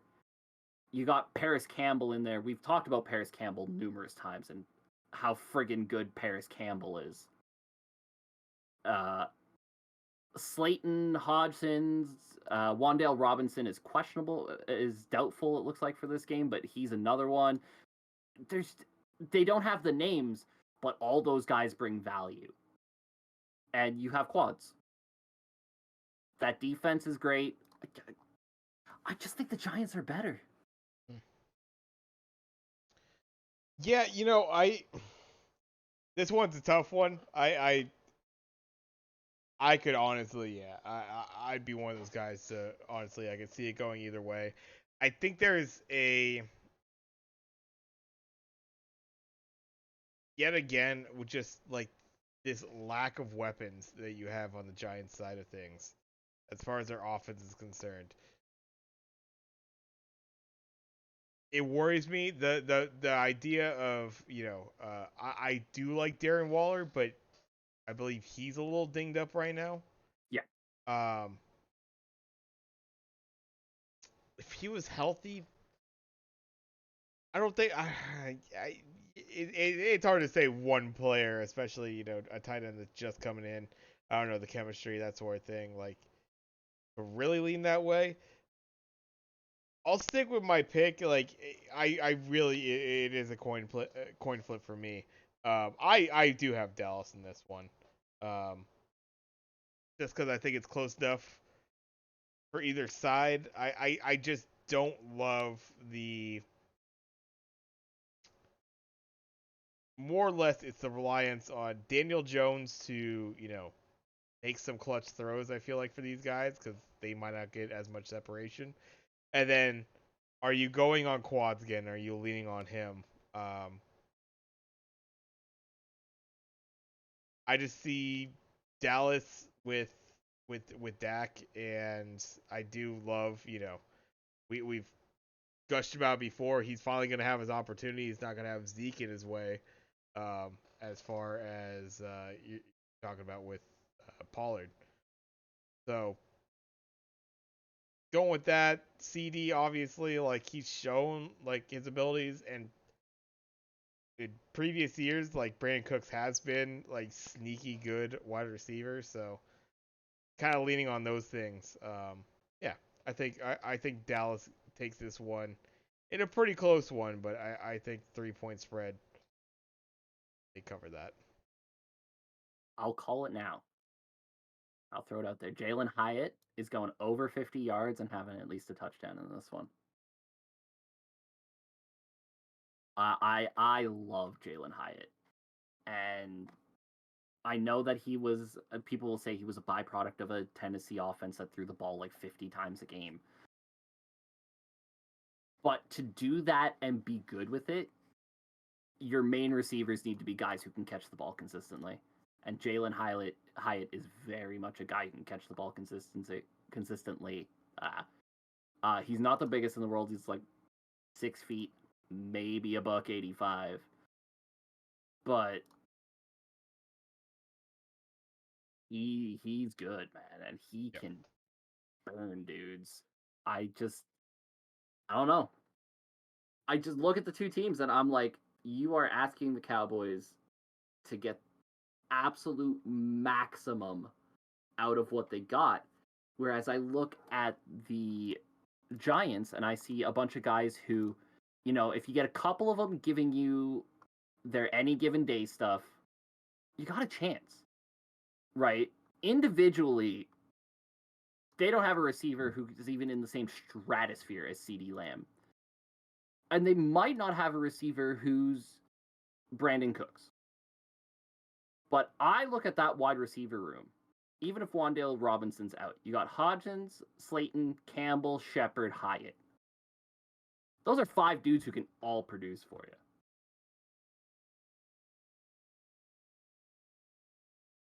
Yeah, I mean, it's who you got thrown at, I suppose, and you got to trust in that as well. So kind of the Danny Dimes combination. was fine last year. Fine. Yeah. Was Danny Dimes that much worse than Dak Prescott last year? Oh no, I wouldn't say that by any means. It's more or less the there's in a given situation can is that is likely that play call, like the way that teams run. Is it going to how much of a factor are those guys going to play in? How much is leaned on? I don't know. I feel like the Giants are just more of a team that when they are, uh, if they're going, it's like it's obviously going to be through Yeah. defense, the run game, Yep. and Danny Dimes just making just the right throws, that sort of thing. Yep. Uh, and on the other side, I feel like I don't know the weird kind of wild cardness of this team now. Like I don't want to say free of the shackles, but it's just like this is a team without Zeke now and operating purely basically on Pollard. I feel with the weapons, like it's gonna be a very like I feel like spread out. There's gonna be hucking the ball around.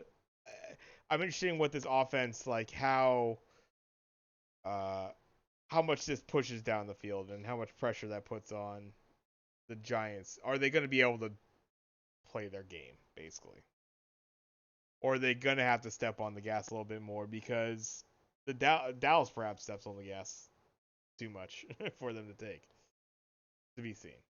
I see what you're saying. But let's move on. We're going, almost 3.5 hours here. Let's wrap it up. Let's do it. Wrap it This up. one's an easy one.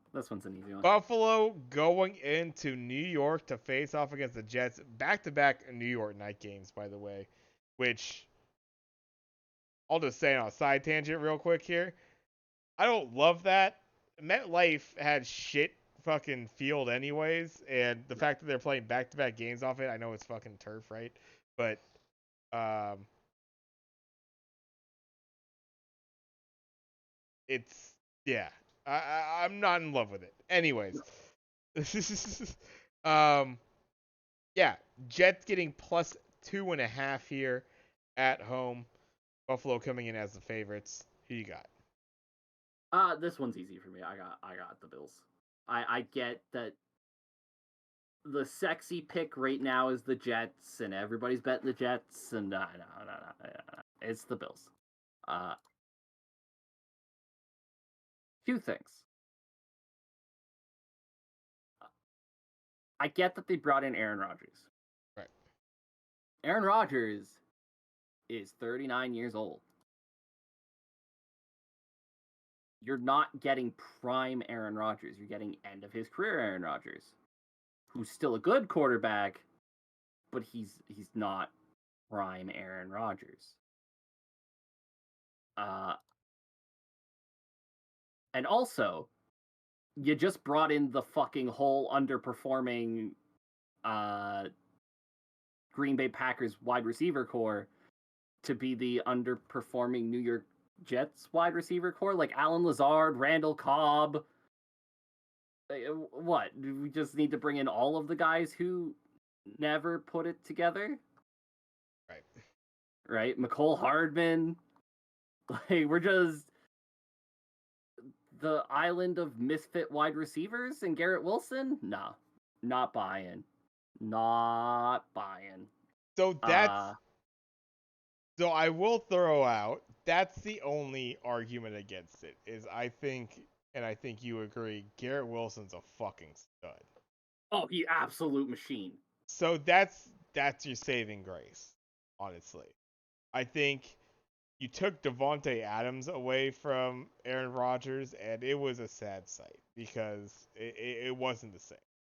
I think Garrett Wilson, while not the same exact style player by any means, he's a number one. Yes. True and far away. And you got enough of a core of receivers right there that you're talking about underneath to where you more or less piece together your 2 and a 3. It doesn't exactly have to be one guy in any one situation, but I think you got enough there to operate off of. The running back situation, very interesting. It feels like again like kind of an overload situation.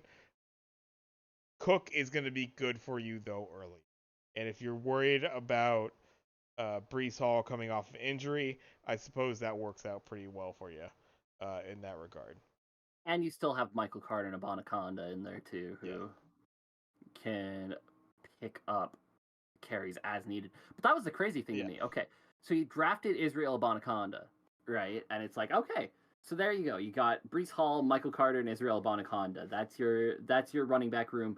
It's a good one, right? Abonaconda needs a little bit of time to season, right? But you can sprinkle him in on some plays here and there. He's an explosive runner. Shaped like a cannonball, man. He's like 5'10", 215 pounds. Right. He'll do your thing. And then you add Dalvin Cook, and now it just feels like there's, pardon the pun, there's too many cooks, right? There's too many fucking cooks in this kitchen right now. Somebody needs to lose carries than they're used to, and I don't know how that's going to work. You definitely don't want it to be Breece Hall, but you also probably don't want it to be Dalvin Cook. But Michael Carter was really a really nice spell for you last year. So what do you do with the carries? There's too much there. Like I said, your wide receiver room, you're hoping for a bunch of guys to. Okay, no, let's be honest. What your wide receiver room is we are trying to fillet Aaron Rodgers. Aaron Rodgers likes these guys. Come on in. I am wildly disappointed in Alan Lazard as a whole. Right? I felt like last year was his year to finally prove that, like, yeah, I can be that guy. He had a couple good years, but not like big breakout years, and now he's the number one, and he was kind of just okay, right? Randall Cobb is 33.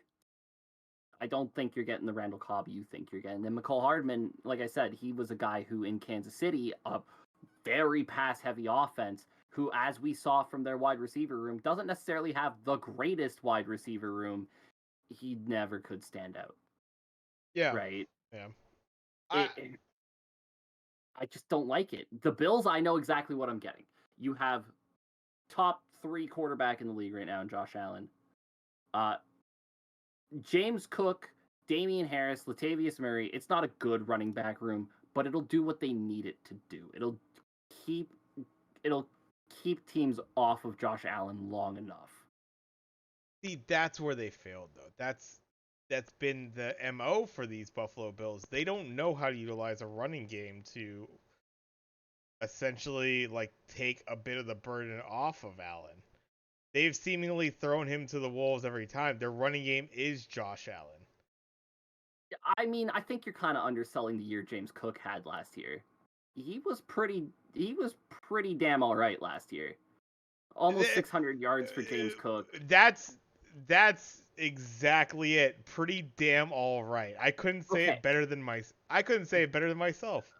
But now you bring in Damian Harris, who's also pretty damn all right.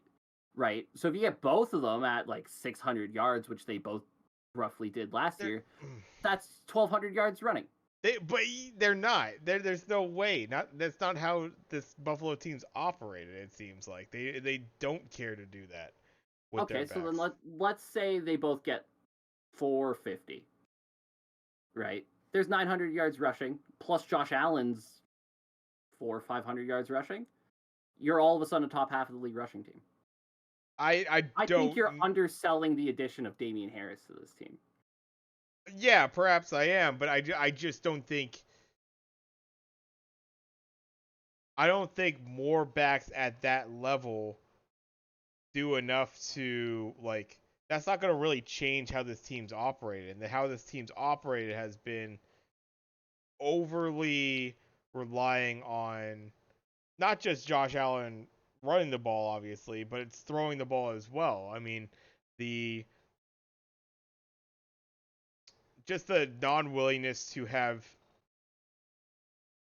the running backs be able to like take over in a game. It just doesn't seem fundamental for this team to operate like that.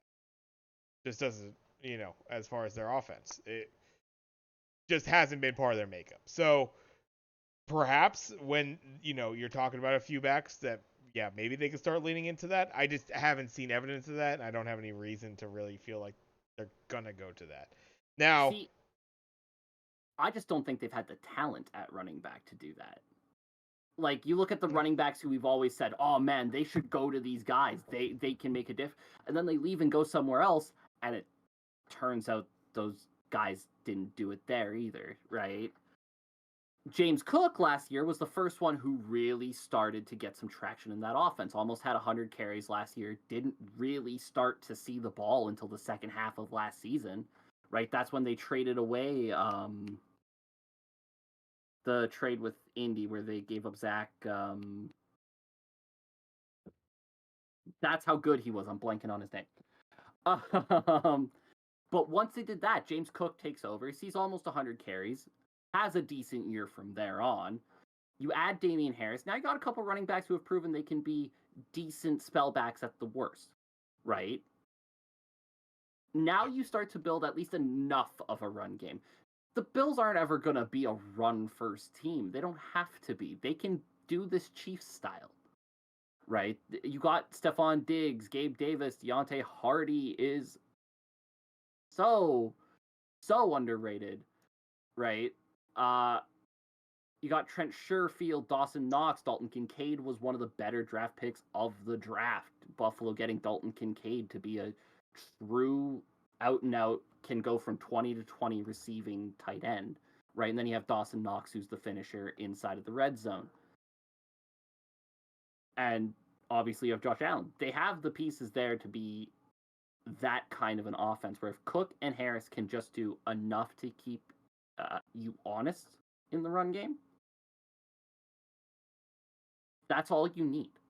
And I think they have that there. I suppose we will see when it comes down to it on Monday night. But yeah, unless you had anything more you want to add in for any of the games here, I could kind of run through it. I don't know if I said it, but I think it's pretty. I got Buffalo. Yeah, you got Buffalo. I got you. So yeah, no, going across the board, quite a few games here. It looks like we have the split on, agreed on everything except Tampa Bay at Minnesota, with Minnesota getting -5.5 at home. I have Minnesota. Craig has Tampa Bay. San Francisco going into Pittsburgh. Pittsburgh getting +2 at home. I have San Francisco. Craig has Pitt. Houston at Baltimore. Baltimore getting -9.5 at home. I have Houston. Craig has Baltimore. Philly going into New England to face the Patriots. Philly is at -4 going into that one. I have Philly. Craig has New England. Dallas going into the New York Stadium at MetLife, face the Giants. Giants getting +3 at home. I got Dallas. Craig has the Giants. And finally, Monday night, Buffalo going into MetLife yet again against the New York Jets. Jets getting +2.5 at home. I have the Jets, and Craig has Buffalo. So quite a few splits there. The rankings after week one. I mean, we could just split those and it could be even anyways. Splits and we'll be close. We'll see. But yeah, quite a bit varied. Not typically what we have, but week one, baby. It's week one, right? All week one usually is trying to avoid the landmines. Right. But yeah, anything more you want to add on to the end of tonight's episode? Week one, we went for about 3.5 hours. A lot of things to talk about, of course. Long off season. Week one, of course, a lot of things to speculate, but we shall see when it comes to Sunday. Anything you want to add? Nope, I think I am good there. Right on. Well, thank you all for stopping by. If you were watching us live, we are live every Friday-ish weekend. We'll find out when our actual schedule is.